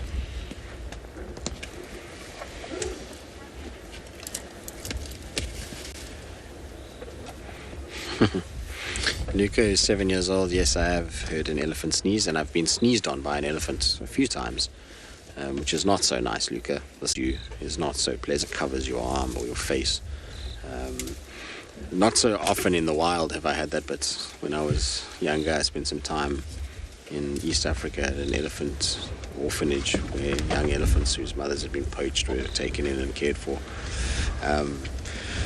Yeah, I used to get sneezed on all the time there and covered in snot. So most days was ending in snot and mud-covered legs and arms and the likes.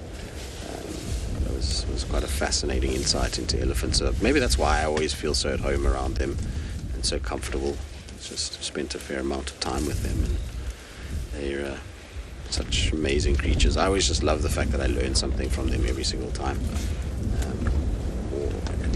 Can identify with something that they're doing, and there's most certainly no doubt in my mind, and I know people are studying this kind of stuff, that elephants and the frequencies that they emit, there's a big study on whether or not that can trigger endorphins to be released by us as humans. So even though we can't register the sound, our brain is still working it out, and the endorphin response is happening, and so there's this big thing that they reckon elephants, like dolphins, have an ability to calm, children or people on the spectrum, or just any person in general. So as much as they can invoke anxiety in some, most people should theoretically have some sort of endorphin release around them when they grumble and when they are talking to one another in those low frequencies. So that's the kind of basis for somebody that's studying all of this stuff, and it'd be super interesting to see what they come up with, because I know with dolphins they use them quite a lot for medical, just to try and help some kids that are having a few issues, which is just pretty amazing that animals can do that and help people like that. Obviously there's a downside to all of that, which is generally that those animals are captive.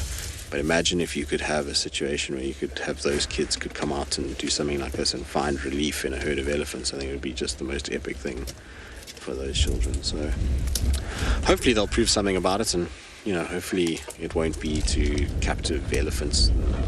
It'll be more trying to get kids out into a wild space where they can actually kind of feel and be and smell and hear and be in elephants that are happy and not confined to a small space.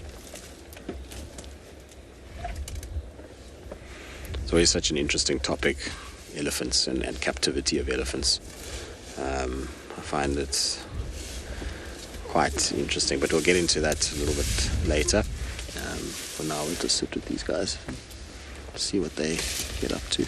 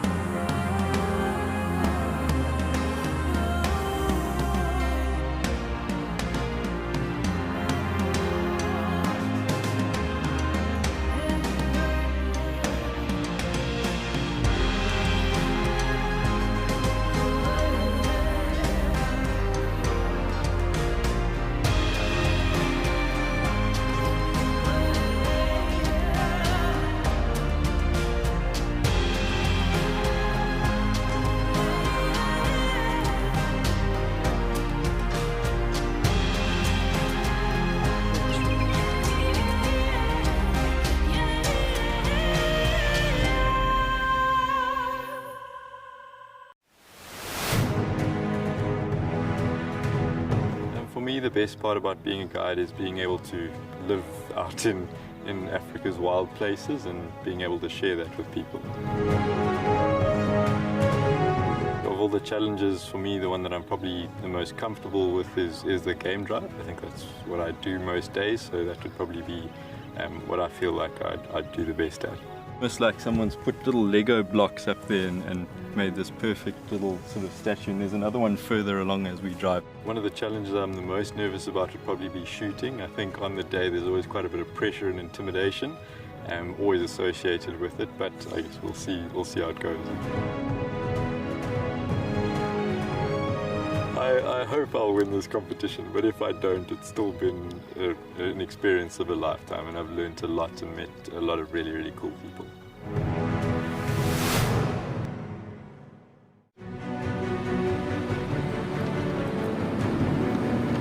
We've seen these ellies really chase wild dogs before. Let's get into spot. There we go, there it comes. Look at that, isn't that amazing?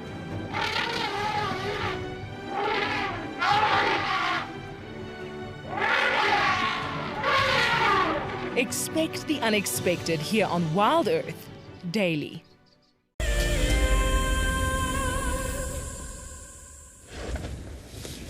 Well, still with the ellies, and still they are taking it very easy in front of us.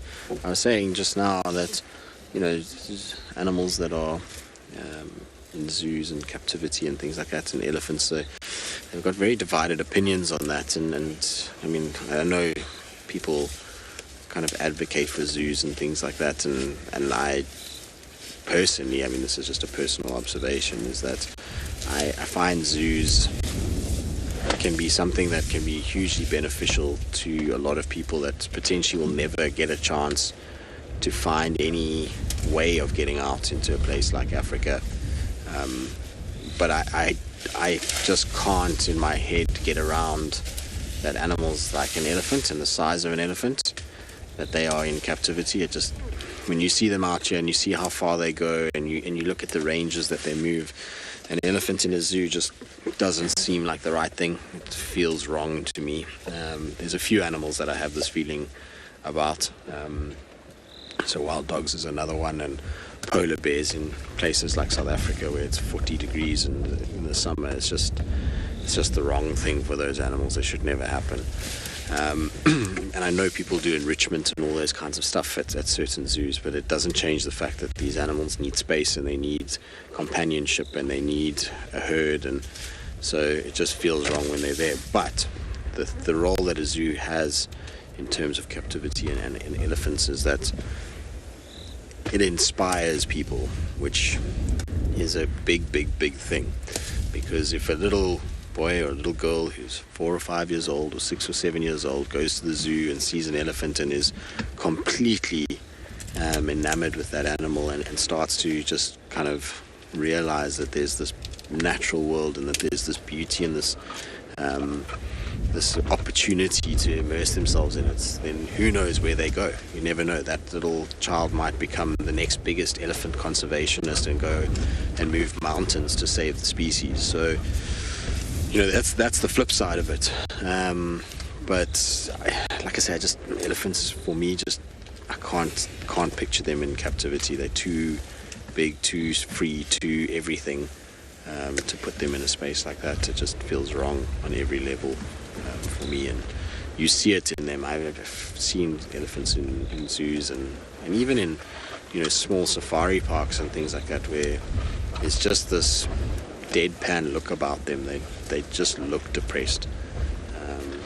There's not that same wildness and same sparkle in the eye as you get from a wild elephant. And while, like I say, there is that advantage of creating a situation where some little child may latch onto elephants and want to protect them later in life, it's just such a difficult one in that I just don't believe they're the right fit for zoos. I think it's something that in a modern landscape we're going to have to start to really kind of double down on and start to try and come up with more creative, more ingenious ways of creating interest in children without actually having to worry about the animals welfare and getting animals into a captive environment for that reason.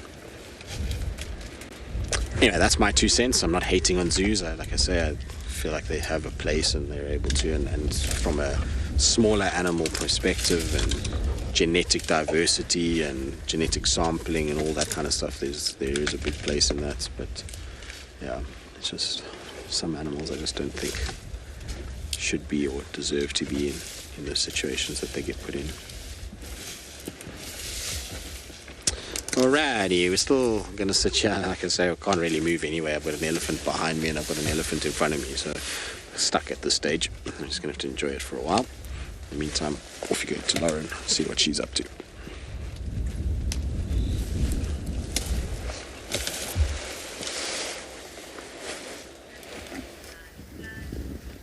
Well, we had the lions for a very long time. They were grooming and yawning and cuddling, all the usual stuff. But they did get up, and they are now about 250 meters away from these buffalo. And they're walking in the complete opposite direction. They went down into a drainage line, and I'm not going to follow. Not at all. So we've just bumped into the buff again, and the buff are now walking in the same direction as the lions. Everybody's heading east.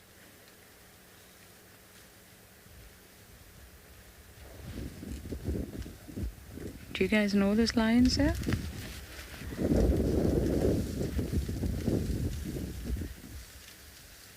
I'm sure they don't.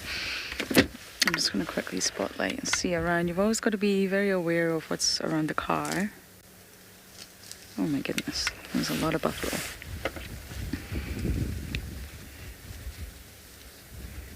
No one's trying to circle.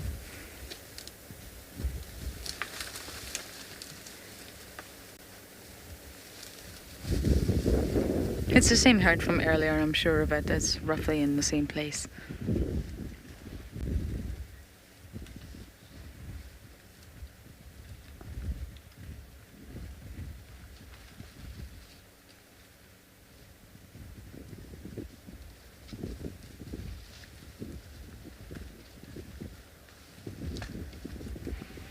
Lions must not be interested. It must just not be what they want tonight.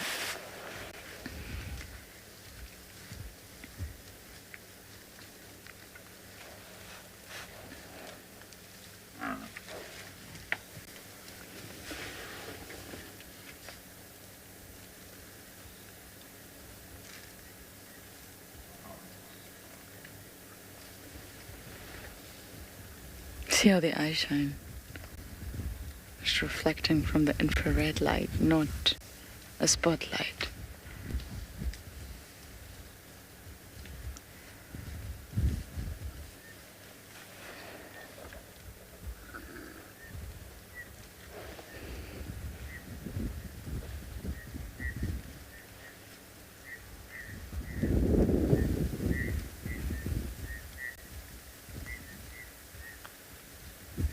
It's interesting, Tristan was talking about captivity.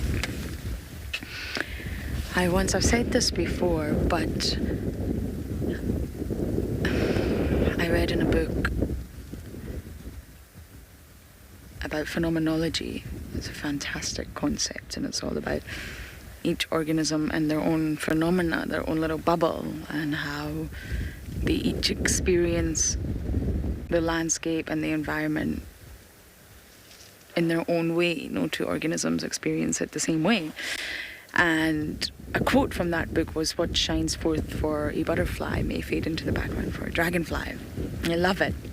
And it goes deep into elephants in captivity. And I think, as Tristan was saying, it is wrong. I mean, the book highlights, okay, so you've got elephants in a cage. So biologically, it's an elephant.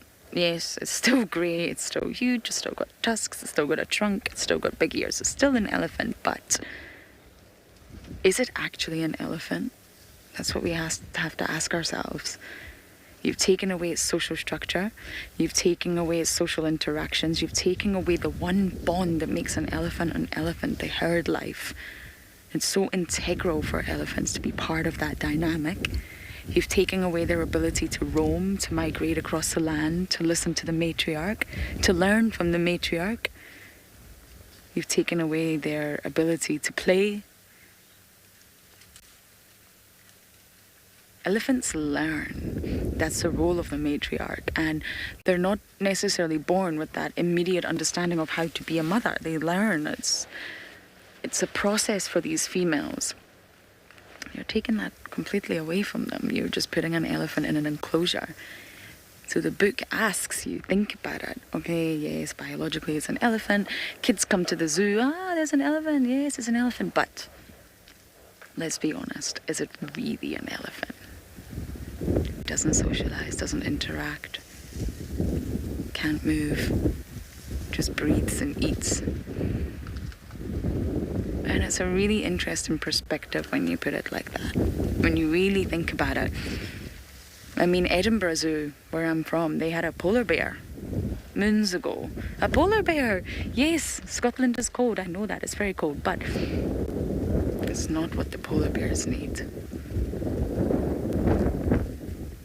I'm not trying to get into a controversial debate here. I'm just saying it's a really interesting perspective from that book about phenomenology. A species is only a species when, or an organism, sorry, let me start that sentence again. An organism is only really that organism according to the way it perceives its own environment. Insects are highly visual. Buffalo rely on their sense of smell. Lions are chemical. Elephants feel vibrations. So they're all here in the sands, but they're all experiencing the landscape in a completely different way. And it's just interesting that Tristan was talking about that.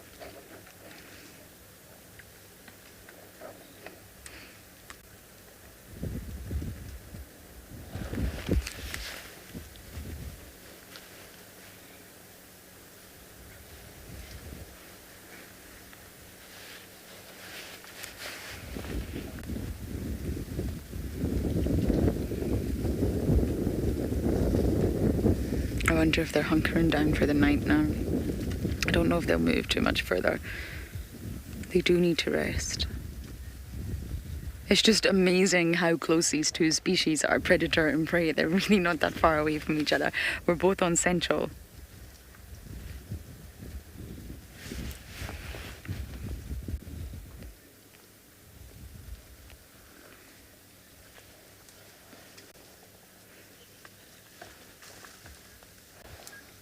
Hudson, they do look peaceful. Another reason they don't know the lions are there, but yes, they do. They are. I like listening to buffalo at night time. You can see the eyes and you can hear them moving through the dry grass and snapping branches.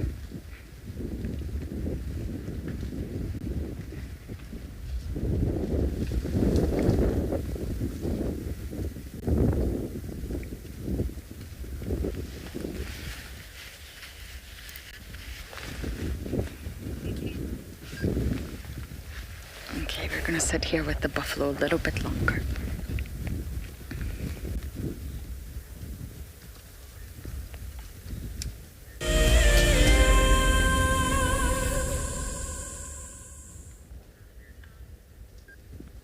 We're just sitting here listening to the sounds of the night with the buffalo. So let's take a few moments to do that together.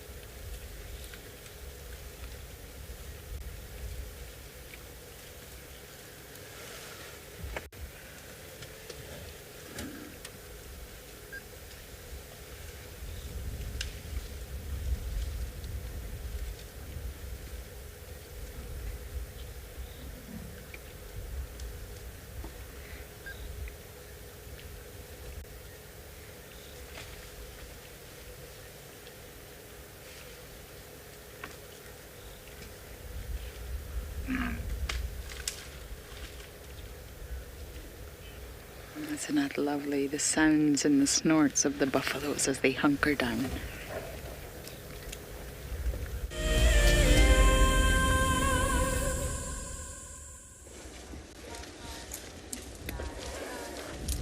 Right, well, still with the Ellies, and guess what? They haven't moved.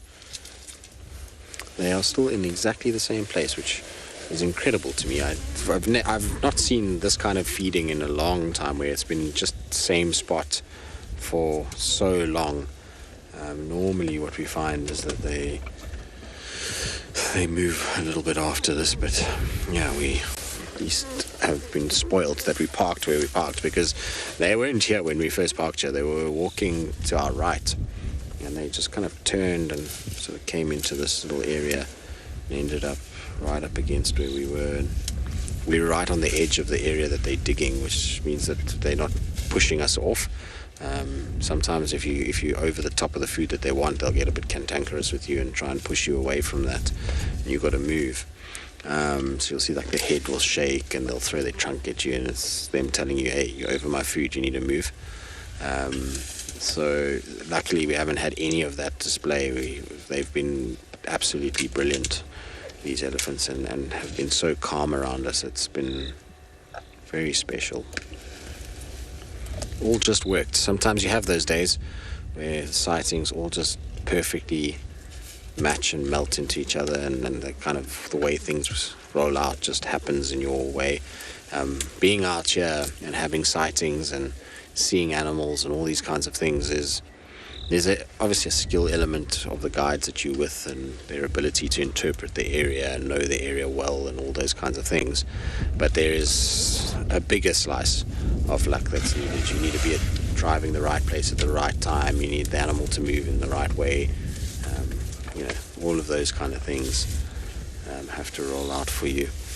It looks like these Ellies might start moving off finally. You can see this one is just starting to go. I can hear the rest of the herd is quite a long way away now. So I wouldn't be surprised if these guys decide that it's time to kind of head out now. Go find some other places to feed.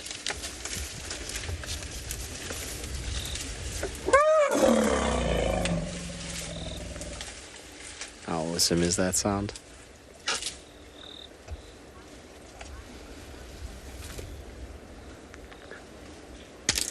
So there, all animals' eyes shine at night.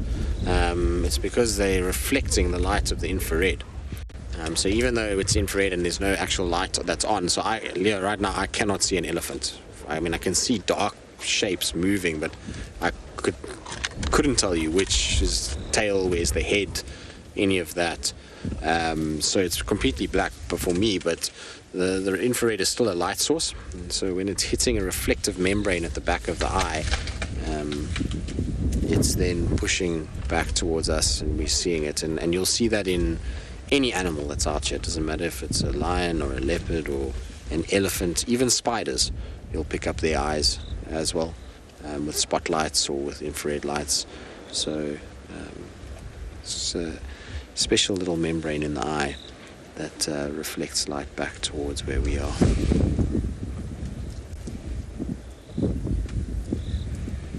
How cool was that scream of that elephant? So loud at the distance that we're at from it. And the animal is right in front of us. It's almost deafening when they do that.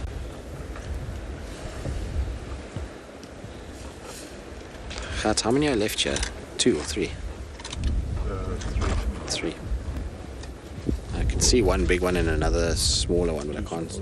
2 small ones. Okay. I'm pretty sure they're going to all start moving off. Like I say, I can hear some are far now already.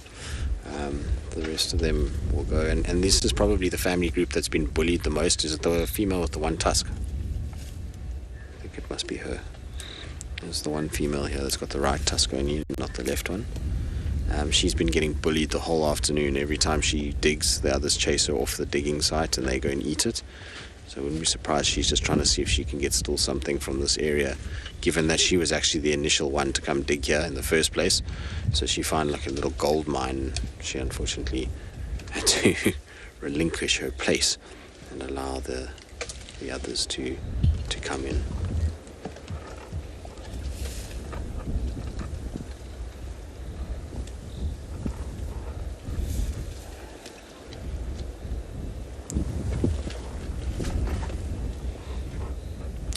So 50, I agree. Always a treat to spend this time with them. There's definitely something to be said for time with elephants. They do get used to you, and they get used to your presence within the herd. So just being patient and just sitting quietly and off to the side, eventually they come towards you. And it won't always happen. Sometimes herds will just go a slightly different direction, and there's no point in forcing it. Getting elephants to walk in your direction should never be a forced thing. It should just be that you park somewhere and they happen to bumble on towards you. I mean, you can always tell a general direction that they're going to take, and you can kind of park roughly in that area. But just remember that if you are a young guide that's watching this, or you want to be a guide at some point, don't ever block them. So if they're on a game path and they're in single file, that means they're going somewhere. Don't park on the game path. That's just unethical and irritating to the elephant. So you park off of the game path and the elephants can continue to use it. In this situation, they're all spread out and feeding, so then you don't have to be as mindful of that. But still, don't park in their direct line that they're walking. Just park off to the side slightly, and if they change and come around you, then awesome, enjoy it. But if they don't try and reposition to cut them off just so that you can get them walking as close to the car as you want for you and your guests. Just allow them to do what they want to do. And if everyone does that, the more times that happens, the more relaxed the elephants become, and the more they kind of feel like being around cars is not something to worry about. It's just a part and parcel, and that the cars will be respectful of their space and what they want. And if that's the case, then they won't get grumpy with us. It'll just be an element of their environment, a non-threatening one at that.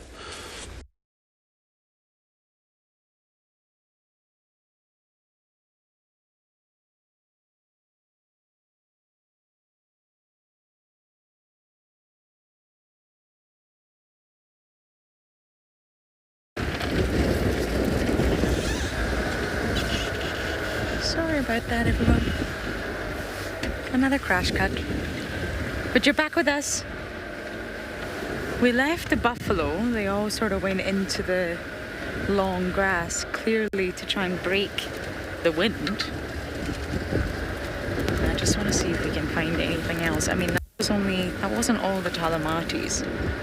I don't know where the rest of the Talamatis are naturally. But I want to see what else is going on now that it's nighttime. It's cold and windy.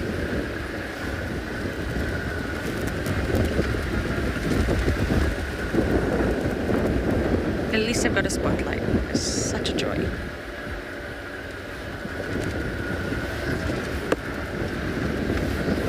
Spotlighting with your side life is not so much fun.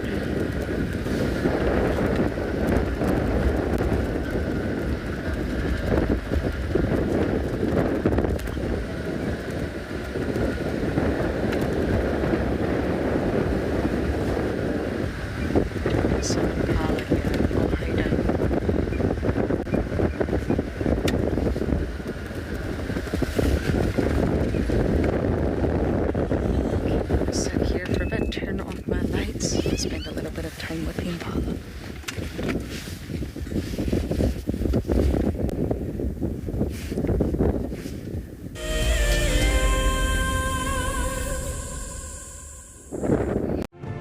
Sea Forest is a brand new experience on the WildEarth channel.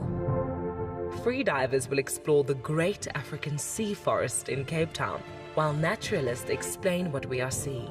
Like trees in a forest, these kelp provide food and shelter for many, many species. Magical encounters with shy marine life, crustaceans, seals, and so much more will all bring a window of calm into an otherwise chaotic world.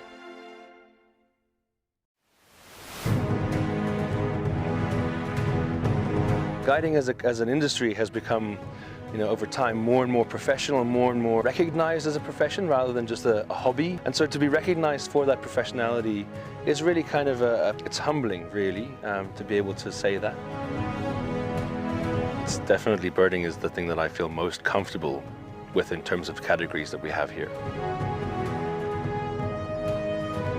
At least comfortable. I mean, you never know how you're going to shoot on a particular day. You can have a good day where you blast everything as you need to, in terms of the targets, and then you can have a shocker where you just, miss a single shot here or there, and that's basically the end of your day. To be considered for such an experience is really a powerful thing, and so I'm here just to have a lot of fun and experience what the competition's all about.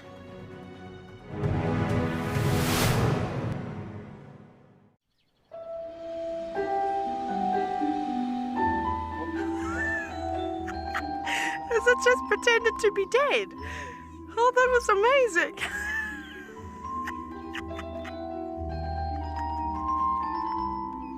I can't. How do I?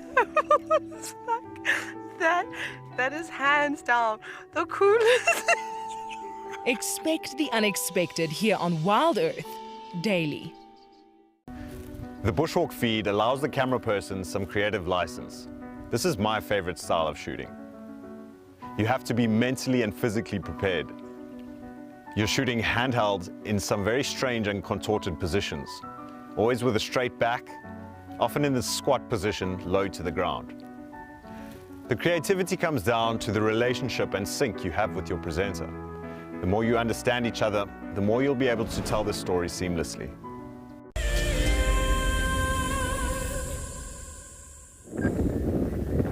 Just arrived to quarantine to watch the Impala. They can give the game away sometimes.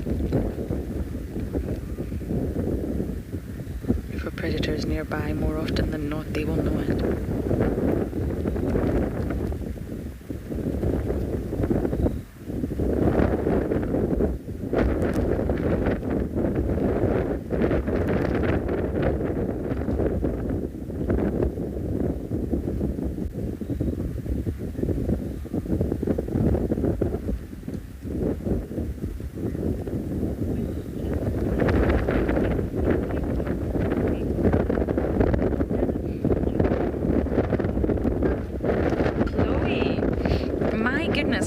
The best question I have been asked in a really long time. And I could go in so many directions with this question. But I'm going to stick to here. Big doesn't mean size. It was obviously a hunting term long ago, and it has been transformed. It's been very much transformed into a sort of tourism, ecotourism thing, where everybody wants to come here to see the big five. Hyenas would definitely be in there. Leopards. I think lions would have to be. Oh, I don't know. This is hard now. Because of course the elephants have to be, then the rhino. But I guess if I were to tell you my favorite animals out here, so my sort of favorite five: hyenas, leopards,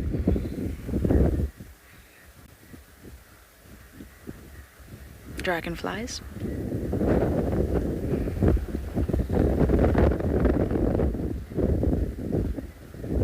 this is really tough.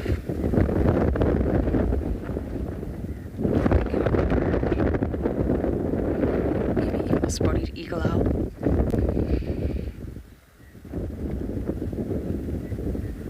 and maybe a snake of sorts. But I love all animals. Wow, that's a tough one. You can go in so many directions of it. What animals you think should be the best five, the top five? What animals are your top five? But that's hard. And then if you go on a more global scale, I love manta rays. I'm obsessed with sharks.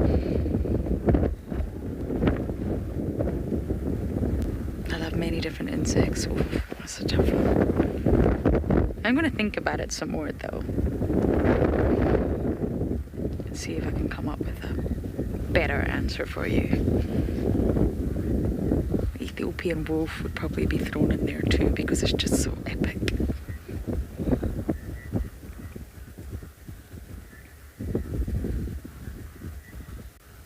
Whales, I spent time with humpbacks at the sardine one of 2016, and they are also just incredible.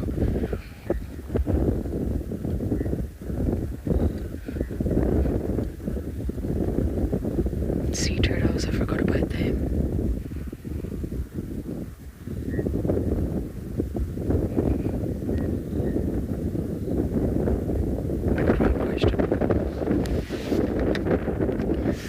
Okay, Impala, you look rather petrified that I am here. I'm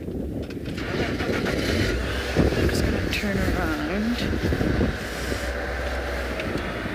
I can't see anything. We don't have any reverse lights.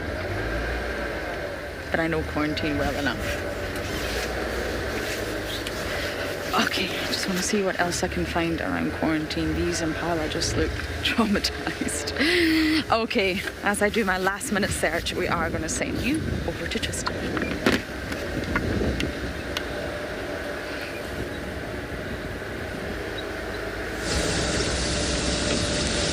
Well, we're out of our elephants. Unfortunately, I don't know what happened, but we all of a sudden lost signal there, so we've left that area. We're just up on quarantine now already as well, slowly heading home.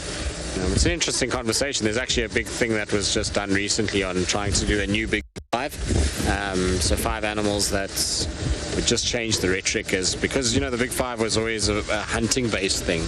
So it was the 5 dangerous animals to hunt, and so they wanted to try and see if they could change people's perceptions and start to do it from a different point of view, which is a more conservation based point of view. So the 5 most dangerous animals kind of can tie into that. But for me, if I was going to do a big 5, I would do a global one. I wouldn't do a only Africa situation. I think you've got to, if you're going to use the term big in it, you've got to kind of have some of the larger animals in there. So for me, elephants would have to be in that. I think I would chuck in probably tigers, polar bear, if not polar, maybe one of the big grizzlies, maybe, I don't know. And then I would have to put a leopard in there because, well, that's just the way it is. And the last one would be interesting for me. I would be a bit kind of on the fence about. Lions would be, they are majestic, they are big, they're powerful, they are everything that, kind of big 5 should embody, I suppose. But yeah, I'm not sure if I don't know if I would have them on there. I think you could go, and I might actually even be rattling off the new big 5, but I don't even know. But I could have like mountain gorillas in there, might be a good one to have. If not them, then I would go maybe blue whale, something like that. Try and bring a little ocean element into it. But that would be my list. Yeah, something along those lines. It doesn't have to be dangerous, it just has to be, I think size would be a big part of that if you're going to use the word big 5. If you're going to go top 5, then that's different, It's a whole different story. It's crazy to see how many leaves on the marulas already. Just looking at this one here, this particular marula tree that we see here is one that produces more fruit than most. It's a pretty crazy tree, this. Every year there's always lots of marulas on it. It's full of leaves now, and not even a week ago there was not a single leaf on it. So it's really kind of come to the fore over the past days since we've had that rain. Talking about rain, it's starting to drizzle a little bit now. Thankfully, we're almost home. And it's almost at that time to finish. Like I say, we've just gotten to camp now. We kind of left those areas, and areas were close to camp, so we didn't go too far. Just checking in these trees. There's a pearl-spotted owlet that I've been seeing a lot of in this tree here in front, close to the sign. So I just want to quickly check if there's any sign of it here in any of these dead trees. It often sits on this tree on the left here as well, and then in this marula on my right-hand side. Just click that on quickly just to see if it's there. No sign there. Anyway, it is that time for us to say good night to all of you. Hopefully you've had a good evening and that you enjoyed the elephants and the Talamati Pride and a bit of Cape Town. Unfortunately, the weather didn't allow much of Pridelands, but it's the way it goes. But from all of us, it's been an absolute pleasure, and we look forward to seeing you tomorrow on our sunrise safari.